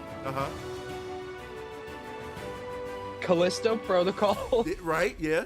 That's the one I see on screen. I don't know why. This is what you guys have been struggling with the whole time? No, go. It's not updated. It's still a picture of Callisto on the screen. Yeah, you said Callisto Protocol. Right, exactly. That's what you said. God of War Ragnarok. That's not God of War. Go for number 4. Stray. And then Gran Turismo 7. Goodness. I didn't realize you were waiting for me to say it. I'm waiting for you to go to the next one. Who's waiting for you to go to the next one, man? I'm waiting for you to go to the next one. The guy driving should be going. Oh my gosh. The winner should be Callisto. We all know it. Those are your 5 nominees for sure for favorite best graphics of the year. Of course, God of War Ragnarok, Stray, Gran Turismo 7, Callisto Protocol, and Plague's Tale Requiem. It's gotta be Callisto. It's gotta. Why would you say Callisto, Nick? That's the only reason I'm saying this is because of that side by side where you look and it's Josh Duhamel, and then it's a render of him, and if they didn't say which was which on the bottom, you wouldn't be able to tell. They are basically identical. It's creepy. Civ talked about this on the last show about how you can do the same thing for any other game, man. Like Horizon, man. You can get the yeah, but not every other game has Josh Duhamel, and not every award show has us doing Al Pacino impressions for the entire time. So, Callisto wins. Okay, Callisto. All right, okay. And no, I don't have Josh Duhamel on my next slide. Smoke. What's your vote, Smoke? He's got a car from Gran Turismo. It's a car. It's a car. I don't know. Oh man, Smoke. How about you, man? Your favorite graphics? Of course. It would be God of War Ragnarok because first off, you know, they showed a lot of behind the scenes in the making of God of War and all the work they put in from Christopher Judge all the way down to all the cast members. And the fact that you did an open world in every scene, there's no cut scenes. Everything is one big movie. You're going into the next scene just the detailing, the work. The last God of War game was great, but this took it on a new level, and I'm gonna give it totally to God of War Ragnarok. Fair. So That's fair. Civ, how about you? Oh man. A case really could be made for Callisto Protocol. That is really just the one. You know, you can talk about that game in a lot of different ways, quantify it different ways. There's some good things about it. There are some bad things about it, but then there are really some great things about it. And the greatest thing is the way it looks. Yeah. You will never find a better looking game. It's really, really well done. Like, I mean, you just feel it really conveys that like icky, foreboding, slimy, gritty, nasty feel of, you know, a big old space jail, right? Where you're running around as the guy from the Transformers movies, you know, shooting up the yeah, I really could make a case for that. The other case could be made for Gran Turismo 7. That is a beautiful game. And the thing is, it runs fast. That's a fast, beautiful game. I mean, Gran Turismo has always looked good. It's never looked better than this. It's just an absolutely gorgeous game. And when you put on, you know, ray tracing and all that stuff, it's mind blowing. But you know, I'm gonna go. My real vote goes for God of War Ragnarok. I just not just of the graphics, the way they look, but what it's portraying. I mean, the art direction in that game is off the freaking chart. It's just always that way. Like, I mean, even when the last Ragnarok game, even the PS4 version looked like a PS5 game. Yeah. Now you have the processing power and the graphical power of the PS5. It's just unrivaled. There has never, in my opinion, probably been a finer looking game that I've ever seen. That's all I can say about that. Yeah, that's fair. That's fair. Yeah, I'm going with God of War. That's all I have to say about that. That's all I got. That's fair. Real quick. That's all I got. I love the chat, right? Real quick. Don't DM me your votes. Do not DM me your votes. Make sure you definitely come into the chat because I'm getting spam DMs. Make sure you come into the chats and definitely put it on the chat who you want to win for sure. But don't DM me, please, man. So before I go to Luna, I definitely got to go to. That's a smart voter. Yeah, right. Basically, it's like he don't want to get. That's how you get seen. No, he don't want to get. These voters don't want to get. Notice me, out. Yeah, exactly, man. It's like, right. Oh, you voted for what? Let's run them out of town anyway. So I voted for Plague Tale Requiem, man. I'll talk about playing that game, getting immersed in the environment back in the medieval times, man. Like I said, it looks great. Just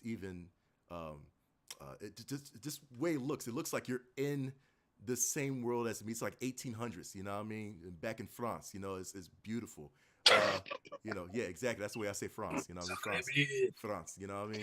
First it's Mario, now it's France. It's France. Mario in France. Listen, that's what sound like Chris Pratt over there. But it looks good, though. It looks really good. Hey, I go to France. And just a matter of fact, because spoilers for some people that didn't play Plague Tale, you can actually see the disease accumulating on Hugo's face, man, of the macula. You know what I mean? You can see that like just growing. You know what I mean? It's the sweat that comes from his face. It's just so disgusting, man. Like I said, it's just a lot of details in that game is amazing. You know what I mean? And I definitely had to put it there. And I know Gran Turismo. I play Gran Turismo as well too. Beautiful game. But I feel like that the lead goes to A Plague Tale for sure, man. Luna, I don't know if you agree or not, but what's your opinion on what game graphics looks good to you? Stray. Oh my God. Stray. Yep. Stray. Yep. Stray. Because like ears on and everything. Well, okay, excuse you. Yes, I have absolutely no regrets about this either. Just don't question why it's lopsided. Yeah, no, it's a gorgeous game, and just in the beginning, even before you get down into the lower levels, like just the outside is I don't know, the graphics about it are gorgeous to me, and I could have stayed there forever. And then going through the game and running from the Zerg, that was just it. Straight has my vote. Yeah, that's a good point. That's a really good point too, man. And like I said, first of all these games are phenomenal, man. I'm glad that we live in a time where we can have good graphics, you know, and it gets better. So seriously, it only gets better. But of course, there's only one winner. And chat, I'm glad that you actually are hoping to listen to me and put it on the chat, because I got to go through all the DMs. I did go through all the DMs. Please come to the chat to vote next time, especially with these next two categories. But the winner of best graphics goes to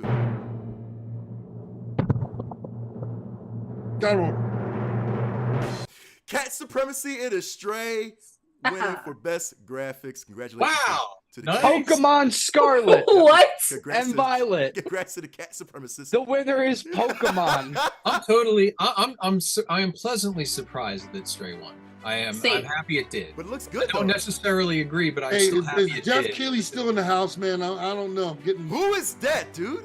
Jeff Keighley. The winner is Pokemon, right? Yeah, Isn't that what we said?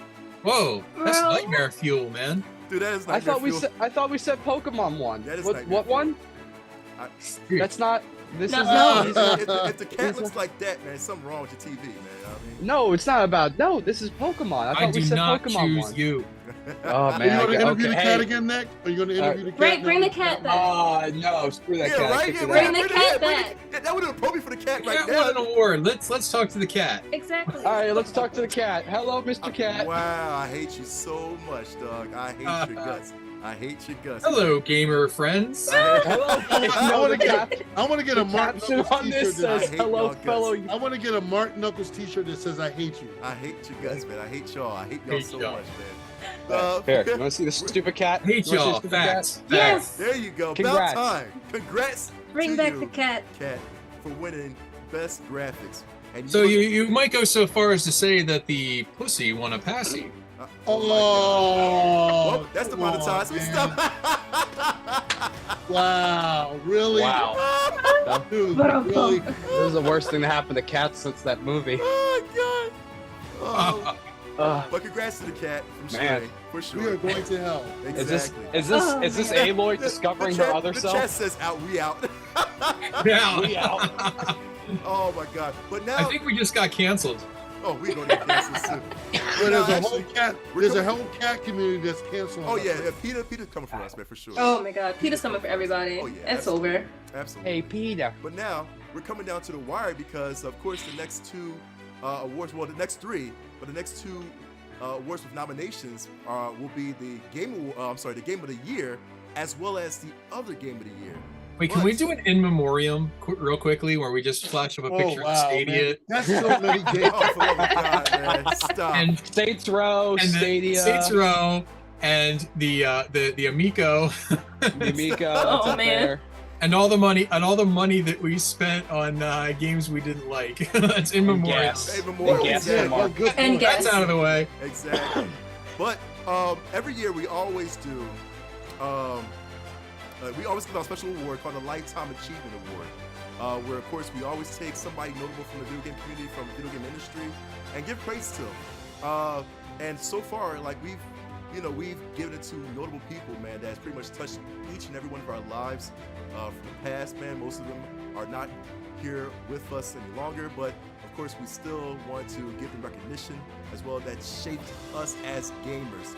We want to give this special award for this year, for 2022, to the man, the myth, the legend himself, the greatest man ever. God. Gandhi. Right? I do not find you funny. I do not find We you funny. gotta go to. I love this guy, man. I gotta put out here. Here we go, and you're gonna love this, man. I hate you, Mark Knuckles. To of course Reggie Fils-Aimé. Reggie Fils-Aimé. I love this gift, man. Reggie Fils-Aimé has been, graced our presence, man, for the longest, man. Seriously, he's done a lot, yo. And Reggie Fils-Aimé, it's awesome. First of all, Just keep that. I love that gift. I love that gift too.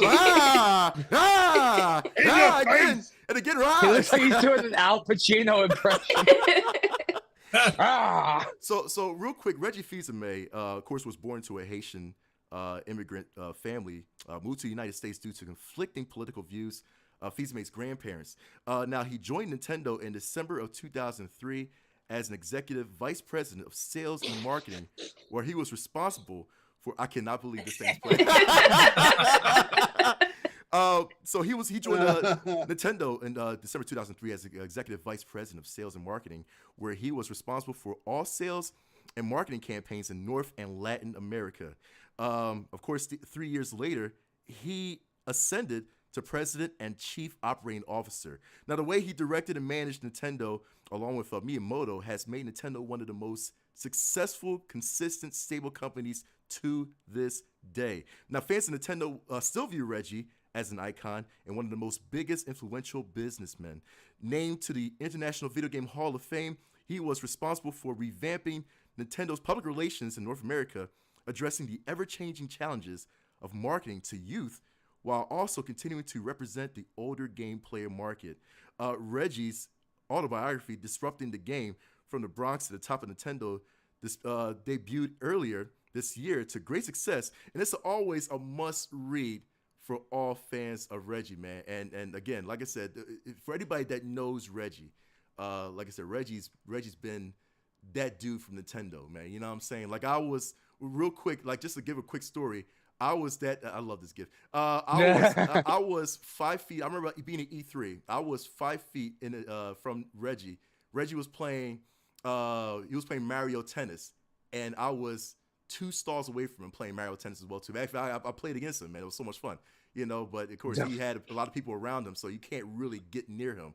You know what I mean? But to have the opportunity to play a game with Reggie is phenomenal, man. Look at that old freaking. I love that. This is Reggie's old high school picture, man. Listen, we're gonna give out a second Passy award for honorable mention for that afro, right? Yo, there. that afro, dude. That afro is phenomenal, I am in awe. Dude. I am in awe. Phenomenal, man. Look at Reggie playing the Wii, man. His facial reaction is always. That's gamer face right there, dude. Every single time, like, ooh, you know what I mean? Again, this is Reggie Fils-Aimé, man. Applied economics and management in Cal. Worked as an undergrad teacher's assistant in management and finance. He served 2 years in the Air Force, and he pledged Phi Sigma Kappa, became president. Dude, this dude is pretty much. Seriously, man. Like, I feel like he's done so much, man. And again, his what? My body is ready. My body is ready, man. That's the most famous meme for Reggie, man. Why is that there? Because again, just look into his eyes, man. My body is always. My body is Reggie. Ready. That's what it should say. My body is ready. So my body is ready. So big. I mean, I don't know if y'all have any any remarks for like Reggie as well too, man. But again, Reggie is legend. Reginald Fils-Aimé has done. I want to give the respect, man. Reginald Fils-Aimé has given us a lot, as far as being Nintendo fans, man. I don't know how about y'all. If y'all have anything on it, Yeah, it's good to see a guy who's a gamer's gamer being, a top dog in charge.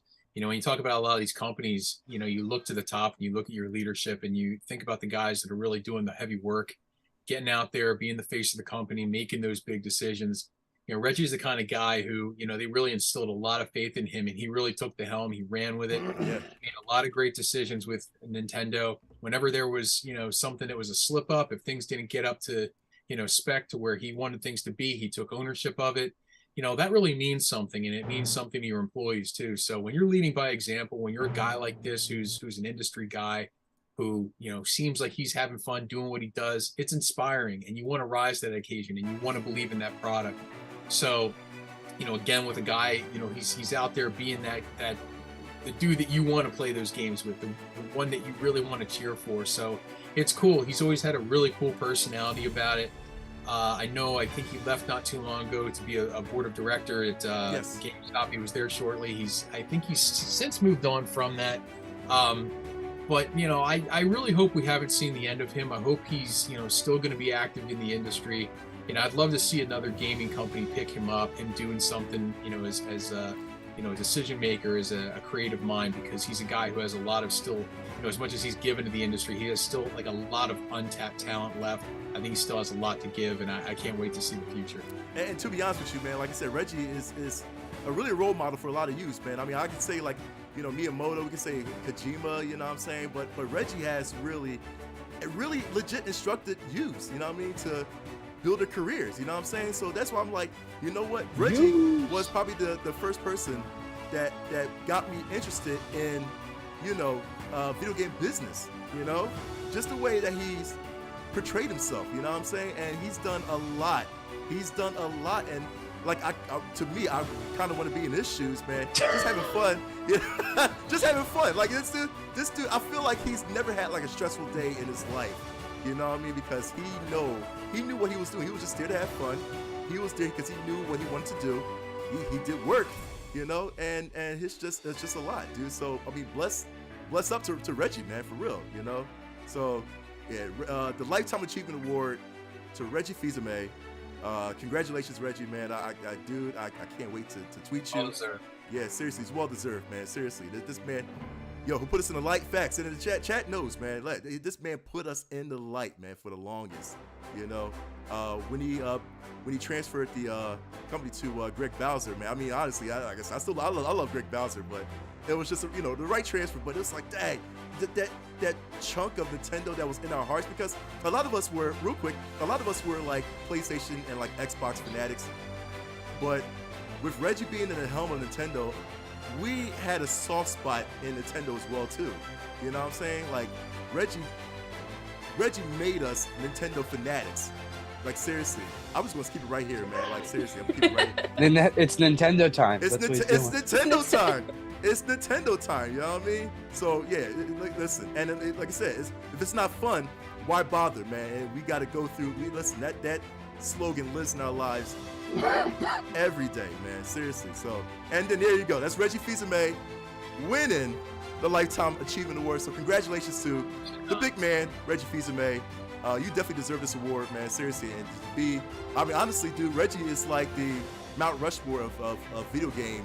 You know, of notable video game icons. Oh, yeah. He's right there. He's definitely right there. You know, I mean, we can actually argue, you know, who's going to be the four main, you know, icons of Mount Rushmore for video games. But Reggie's got to be up there. No doubt about that, man. So, big shout out to Reggie Fils-Aimé for winning the Lifetime Achievement Award, man. Like, seriously, it's well deserved. And I had to think about that, too. I was like, who would I give it to? Definitely Reggie, man, for sure. So, yeah. And now. Ooh, is it time? It is time to do our last two, our main awards. This is the Reggie dance. Do the Reggie dance. We're gonna actually allow, of course, our two new hosts to present the two awards, the two finale awards, right? So we're gonna have ladies first, Luna doing the Game of the Year awards.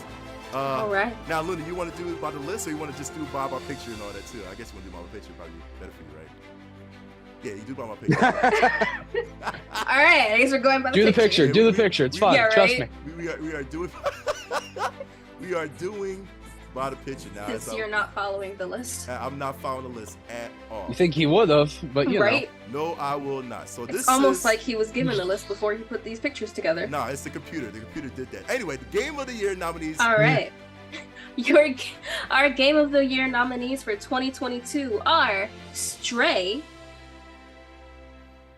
Horizon Forbidden West, Elden Ring, or Bill Clinton.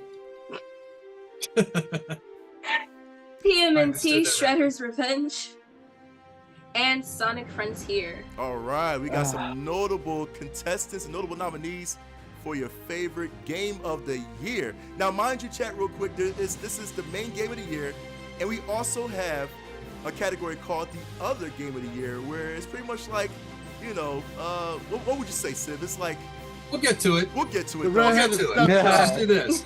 Yeah, Game Awards. We'll get to that. Pretty much. So, the Game of the Year, and chat, please put your vote out for who you think should win Game of the Year. As the chat votes, we're going to definitely go ahead and deliberate as a panel. So, you know what? Smoke, I'll go with you, man. Smoke, who do you feel should win Game of the Year? I would say it's a toss-up between Horizon and Shredder's Revenge. only because of the fact that both are fun, great story, but the fun factor. But if you're talking about for a longevity game, you're paying, I'm looking at it as a gamer, consumer, paying $70, $80 for a game that's worth it. I would have to give it to Horizon Forbidden West. But here's the thing. If you're saving money and you're looking to save money, you can't go wrong with Shredder's Revenge, and you can't go wrong with Stray. Stray was very affordable. But I have to say, for story, graphics, just overall gameplay, I will have to go with Horizon Forbidden West. Okay, that's notable. Okay, Nick, how about you, man? Game of the year. It's between. I feel like for all of us, it's probably like Ninja Turtles, but or something. You know, it's a hard decision to make. But I'm gonna have to agree with what the Game Awards did and say Elden Ring. I mean, I've never. I can't get into it, but I've watched stuff on it. My roommate plays it. I've played it. I don't own it, but like every time I play it and I've watched the playthroughs of it and fully experienced it, and just I look at that product and that's I'm like, that's what it is. It's not but rage quit. Yes, rage quit. Nah, yeah, I mean probably, but I just know like everything I've seen from that as a product and as a game, as just like the detail and the layers to it and how crazy it is. It's just like everything that From Software does, like. I mean, more and more they build on from the last, and then they just make a insane bang for your buck product that, yes, makes you want to, jump off a bridge, but that's a part of the appeal. Oh, yeah. And it's just insane how much that story and the lore and that world that they built, it's insane. It 100% deserves to be Game of the Year. Right, absolutely, and the fact that that there's rumors that they're going to put a playable Bill Clinton character in the game too. Man. After that kid, man. If they do, that'd be hilarious as crap. Luda, how about you? Game of the Year. I'm actually, like Nick said, it's a toss up between TMNT and something else, and I'm actually gonna say TMNT and Stray. I feel like just replayability itself and go away. Replayability and how much I enjoy and how much I can just sit there and like lose myself in the game. I'm gonna have to give it to TMNT. I have replayed that game I don't know how many times, as different characters. Like with you guys, I played with a couple randos a few times. I usually play by myself, just leveling up everybody. And it's always a good time. And the soundtrack is always fun. The soundtrack is always amazing. I stay trying to hit that 200 combo. Oh, dude. I haven't gotten it yet, but that's not going to stop me from replaying again to try and get it. There's a way you can do it. I can help you. Yeah. Well, no, remember we were talking about that. There was that corner, and the corner. Yeah. I thought I had it, and it just I hit like 150 or like I thought I had 200, but it wasn't the right one, so I was like, whatever. That's fair. Yeah, understandable. Siv, how about you? After all these games, all these years of playing different games, there's that it factor that you start to recognize in games over time. And I would think that like most of the games in this list, they have it. When you're playing them, you know that you're experiencing something special. But I think that bar none this year, there was a game that exceeded expectations to the point where I was astonished at how very little notoriety it got during awards time. I thought it was a total snub. And the reason why is because it came out early in the year and everybody forgot about it. But there was a game that came out that everybody was playing and it blew everyone's mind and said, finally, in this entire franchise, this is the best version of this particular IP we're ever going to get. And without a doubt, the most fun game I played this year and the game that gets my vote is Shredder's Revenge. Okay. It's awesome. Every single thing in it. I love the art direction. I love the sound. I love all that kind of stuff. But ultimately, more than anything else, it's fun. Yeah, it is. It's a fun arcade game that you play with your friends. And anybody who's a fan of the Turtles, anybody who's a fan of arcade beat-em-ups, anybody who's a fan of good music, or even anybody who's a fan of just, comic book type stuff like that, the characters themselves, it's a perfect game for what it needs to be. It is a perfect Teenage Mutant Ninja Turtles game. Other games have come close. Other games in the Teenage Mutant Ninja Turtles franchise have come close. Some have been total misses. this one, bar none, is the best one. And for my vote this year, it was the most fun I had, bar none. That's fair. That is definitely fair. Of course, I got to go with what pretty much turned the franchise around as well too, man, which would be Sonic Frontiers, man. An open world, just testing out the open world capabilities. They actually, hit the ball at the park. Seriously, it's a home run, man. Between the soundtrack, between the environment, man, like we can actually run free as Sonic. Between the just being supersonic and the way you use supersonic is phenomenal, man. Like again, they did everything, and I even told a lot of the people that actually followed me playing the game. I said this has to be the best modern Sonic to date. Sonic game, like seriously, and it was beautiful. It needed that win. Yeah, they needed that win. And now, of course, with they're giving us new more DLC, bonus stories from different perspectives. And we know what road Sega's going to take. They said this is the next phase, like the Marvel Cinematic Universe. It's the next phase of Sonic that you're going to see from now on, or until we decide to change it. So open world Sonic, I am all with that 100%, man. I would love, to see the next story revealed, man. And of course, with the new characters, man, that we've seen in Sonic Frontiers with Sage, we grew to love and all that as well too. So it's phenomenal. I loved it. Yeah. I was emotional. Like the emotions running through me for that game is crazy, man. So for sure, I got to give it to Sonic Frontiers. But of course, again, the Game Awards still, everybody voted. Good Lord, cuz. Yeah. Shall we go to the winner of the Game Awards of 2022? Is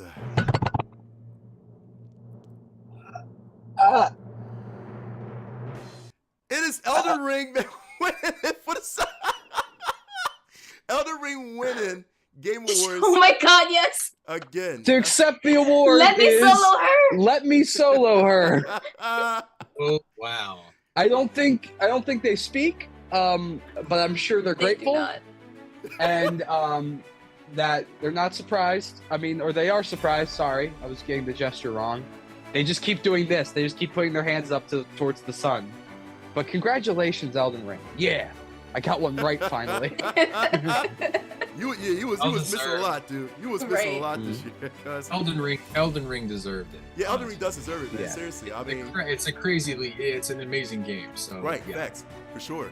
So big shout out to Elden Ring, man, for winning the Game Awards Game of the Year and then PTC's Game of the Year. That's. I mean, I'm surprised, dude. Like, yo, okay, cool. Elden Ring is great. I just hate Souls game, but Elden Ring is truly phenomenal, man. Yeah. Truly phenomenal. And now, last but not least, is the other Game of the Year award. That's gonna be I cannot with Bill Clinton. Can I talk us into this category a little bit? Do it.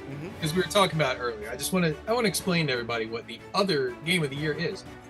This is a category that we reserve for games that get overlooked, criminally overlooked. Quality games that, they were great. People bought them. People played them. They were highly reviewed, but they weren't those AAA big banger games that everybody said, hey, we need to acknowledge this, So this is no second place award. It is the other Game of the Year.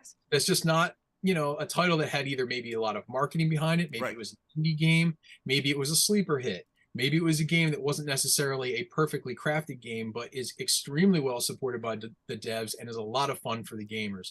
Facts. So let's talk them up. Let's go into it. I think we got Nick. Nick is going to do this. Yep, so Nick, I got it. Get in there, baby. Do your thing. Bring up those pictures, Mark. We're going to put the pictures. We're going to put the pictures. Nick, go ahead with the second game of the other Game of the Year. It's like you're the first one. It was literally the last one on the list. See? Go ahead. So in no particular order. Because we don't have one. Exactly. Dying Light 2, Stay Human. Tunic. Gran Turismo 7. Yep. Mario plus Rabbids, Sparks of Hope. And Madison. The other Game of the Year. All right. Another white meat. We got to get on with it, man. Listen, this is going to be interesting to see what the chat thinks with the other Game of the Year would be. Is that? What is that? Is that Bill Clinton? Get out of here with that. Bill. The Reformed Rabbi. The Reformed Rabbi is here. Get out of here, Bill. All right. I'm sorry about that, guys. He's crashing the red carpet again. Sorry about that. All right, Gosh, chat, Bill. You got your 5 nominees. 2 award shows in a what? 2 award shows. Okay, so, chat, you got your 5 nominees, of course, with Tunic, Mario and Rabbids Sparks of Hope, Gran Turismo 7, Madison, and Dying Light 2. Go ahead and vote in the chat. Who you think the other game of the year should be? As we talk amongst ourselves, let's go. You know what? I got to start off first, man. I gotta really say, to be honest with you, Tunic. Tunic is so much fun, dude. I played a little bit of it. I watched Luna play it. It's basically a Link to the Past. It's a great Link to the Past game. You know what I'm saying? Yeah. Like, you know, it's a cute Link to the Past. The language, I gotta give it up to the language in that game too, because if you play that game, you're not gonna understand it. You understand the context as you keep playing the game, you know that too, which is pretty cool. So it's like you're actually learning the game's language itself.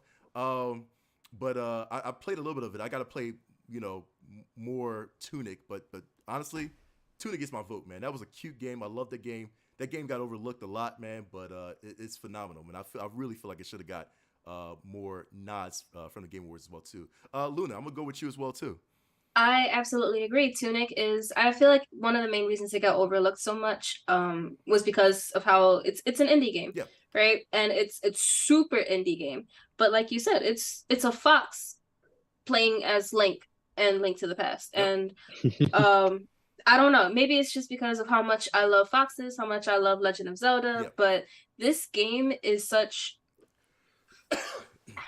I don't know, there were so many like aspects of it. It is a beautiful game. It is I have so many feelings for this game, and I'm sorry that I can't articulate them all. But like you said, like the language, right? You don't actually learn the language.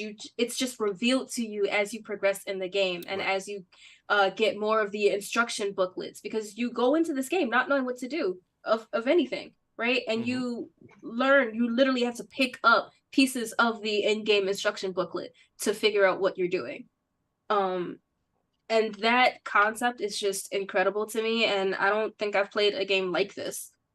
I love it so much. So Tunic 100% gets my vote. Yo, well said, well said. Smoke, how about you, Smoke? I got nothing on this one because I didn't really Same. Seriously, I actually picked a game that was corrected to me, and I'm not going to make a big thing out of it because I don't feel like hearing the jokes. But again, I just kind of just like, I had no other game but the one game. But I will say my other would be, for all intents and purposes, it would have to be a Callisto, because there was no really other game that really had me this year other than God of War and, of course, God of War and Callisto that had really my attention. All the other games pretty much let me down. Elden Ring, again, everybody expected Elden Ring to win. I was just like, whatever. I have the game. I actually played the game. Rage quit. That's all I'm going to say. But it was either God of War for me, or it was going to be Callisto. Granted, Teenage Mutant Ninja Turtles, of course, goes without saying. I love that game. But an overall single-player game that I could play throughout and give me hours and hours and hours of talking about the story and everything else. Teenage Mutant Ninja Turtles is cut and dry, nostalgia. It brings me back when I was a kid and all that. But again, as an older gamer, as somebody that likes a game with a story, a really tight story. Hell, I could even go for The Witcher, the upgraded version of Witcher, Wild Hunt and everything that just came out. But we're talking about games that throughout this year that really sparked our interest as a backup to Game of the Year. It would either have to be, because it hasn't been that much time on there, it would have to be either God of War for me, or Callisto Protocol, or even doggone Resident Evil Village. Okay, but like for these choices, I'm talking, damn it. I'm saying what's on my mind. Dude, it's That's almost it. like, I got nothing. There you go. Guys, let's move on. Okay. all right. He votes for Mario and Rabbids because of Chris Pratt. There. There you Oh go. my god. I was gonna say Steve Harvey moment, but yeah. I have no. I feel you. I'm wearing a Steve Harvey jacket, actually. So I'm challenging Steve Harvey and me. Go ahead. Go ahead, Sid. What you got, man? If you played Madison, you'll know why it's on this list. It's probably one of the scariest games that's ever been made. That is very high praise. I play almost, I mean, you guys know I'm kind of a survival horror aficionado. That's like I play a lot of those games. This game reminds me of, it's almost like a cross between like PT, playable trailer for Silent Hills. Reminds me of PT, but it also has a lot of elements from Outlast, and everything is just dialed up to like 11. It's ridiculous. Every type of fear that they can play on, they do. It's a first-person sort of survival-ish sort of mystery. I don't want to give anything away. It's hard to talk about the game without talking about key moments, but it's legitimately terrifying. I don't know what it is. I don't know why. I played some scary games. I'm still undecided as to whether or not this really is the scariest game. Most people that have played this, the consensus is, yeah, the argument could be made that this is just genuinely a terrifying game. And I agree. It's so much so that you really have to take breaks from it. Yeah. You binge this game, it's going to mess you up. I'm serious. I love horror movies. I love horror games. But this one really it's creepy as hell. And I don't know. I mean, just everything they do, everything they put into it, it's scary. And it does something that's like, viscerally frightful. So if that is your cup of tea, this deserves your vote. If you're not a survival horror fan, you're not going to really appreciate it. Maybe it's not your thing.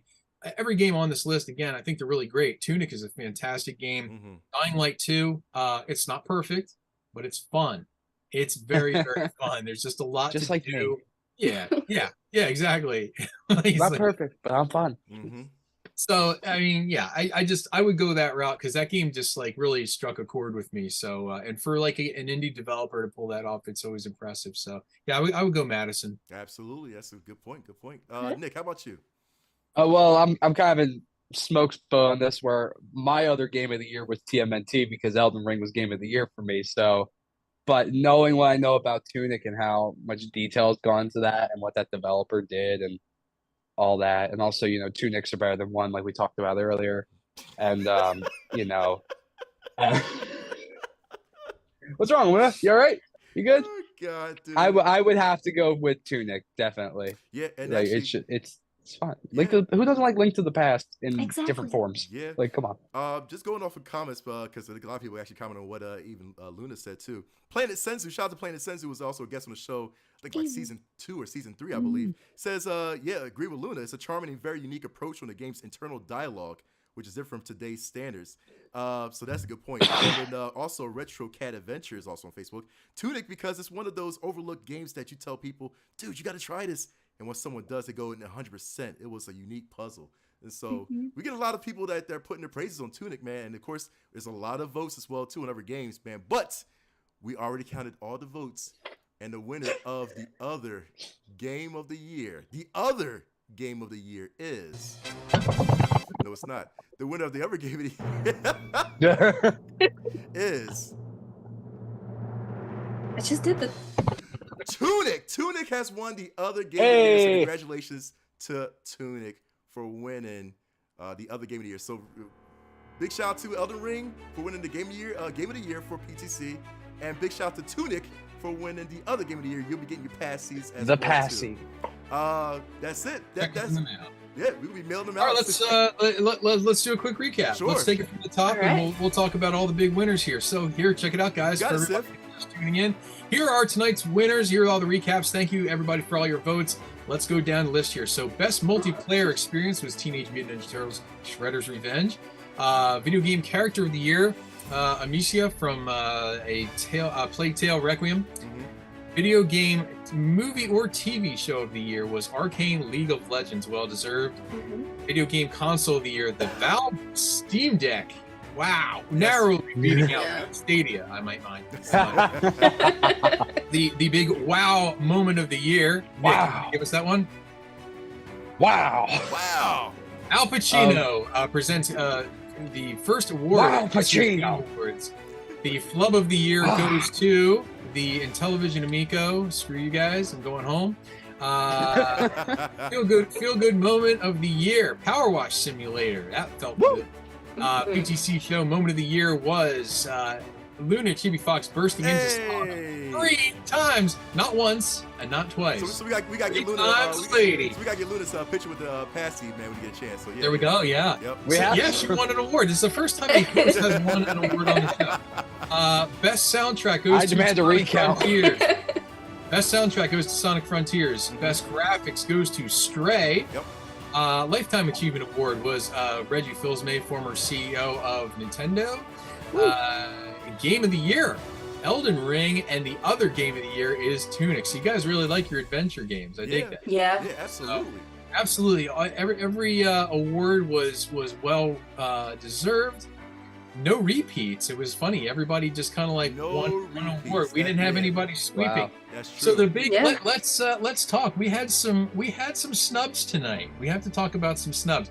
God of War won nothing, which is crazy to me. The fans have chosen. The fans have chosen. Yeah. That was they ain't that big of fans apparently. Yeah, I mean, that was the big snub. Let's see what else. Gran Turismo twice nominated, 0 awards. Callisto Protocol. I think Callisto Protocol. See, it didn't win for graphics, but it very well could have. That was one. That's a very controversial game right now. It's not received completely across the board. But let's see what else we had. We had. Anybody else have any observations here? Love of the Year. We had Pokemon in there. Yeah, I feel like everybody got their just. We got their They due. do. You know. Yeah. God of War doesn't need a Patsy. It has everything else already. Honestly. Let's be honest. Yeah. We can give it to something else that deserves it. You know. You get a little something for the kids. For the kids. Yeah. So I feel like we have to feel like this year has been really good, man. Honestly, just before we bounce out of here, I mean this season, this is our 5th season. We just ended our 5th season tonight. One thing, I don't know if anybody else want to say anything else, but honestly, big shout out to all of you in the chat, everybody that's pretty much been hanging with us each and every episode for this 5th year. From what we've been through from the first year to now, you see how we grow. We see the fun we had, especially being live, talking with y'all, just having fun, man. I mean, and of course, this gets better and better as the years go on. So I feel like from all of us, man, we want to say just thank you for, just sticking around and being, fan of Pass Controllers. So if we have another Passy to give away, the biggest award for the best fans is y'all. I know that's cheesy as crap, but y'all win an award. So congratulations to each and every one of you for winning a Passy. You can't have a physical Passy though. Sorry, we don't. The stock isn't there. You can hold it. We're sorry. You come to our table. We always have the Passy. I know Sid brings the Passy all the time. Come to our table. You can take a picture with the Passy. There are more than one. Picture with the Passy. Yeah. We have a spare one. Why would there just be one? We have a spare one. You're right. We have a spare Passy. So. Hashtag picture with a Passy. That's what we'll start doing at our table. Unsolicited Passy pics. Oh my God. Oh man. Oh my God. What'd you say about that cat earlier, Brad? Anyway. But I don't know if anybody else has any sentiments that they want to say as well too. If not, man, like I said, ladies and gentlemen, thank you so much for sticking with us for season 5. That is our season finale. Can I sign off first, please, Mark? No, you can't. Stick with us for season 6, man. We got things that are going to be even better, brand new. Trust me, we want to have some more celebrities to interview as well too, and some more live events, man. Just stick around. Again, we are going to do it even bigger, but we thank y'all so much, man. It's only by y'all's support that we can keep growing, man. So make sure that y'all tell everybody about us, man. Make sure that y'all spread the show around, because we're going to do things even more bigger. And much love to everybody, man. Seriously. So, Nick, you want to sign off for yourself? I want to start. All right. Peace and hair grease. Oh my God, ladies and gentlemen. Al Pacino with our classic sign off. Not wearing any pants either. So Right. Not wearing any pants, so he's already got his ass out. He's not wearing pants. Ass out. Go ahead, say Ass out. Shorts on, all right. I'm not wearing like my dress pants. I like how when he says it, his hair quivers like the. So, ladies and gentlemen, seriously, man, for Nick the Intern, for Smoke, for Civic Minded, for Luna Chibi Fox, I'm McNux. This has been season 5 of Pass Controller. Thank you so much. And let's move on to season 6. As always, people, get good. Get good. Ass out. Ass out. A big fat ass out. Oh my God. Yo, Nick, you're fucking funny in this. I'm legitimately happy that. I was waiting for Al Pacino to get it. I wish I could have made it fast enough. I didn't think of it. Oh, but you managed to immediately. I did that real quick, but I thought the Bill Clinton one would be all right. I was like, that's enough real people. I thought the Darth Vader one was nice. I was like, that's the one I got. Oh, friend of the show.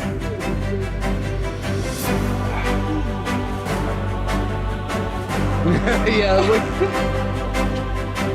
Oh my god. Yeah, Good show, guys. That was fucking fun. It was.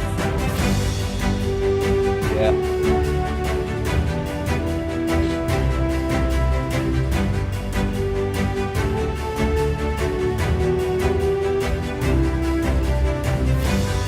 Rolling it.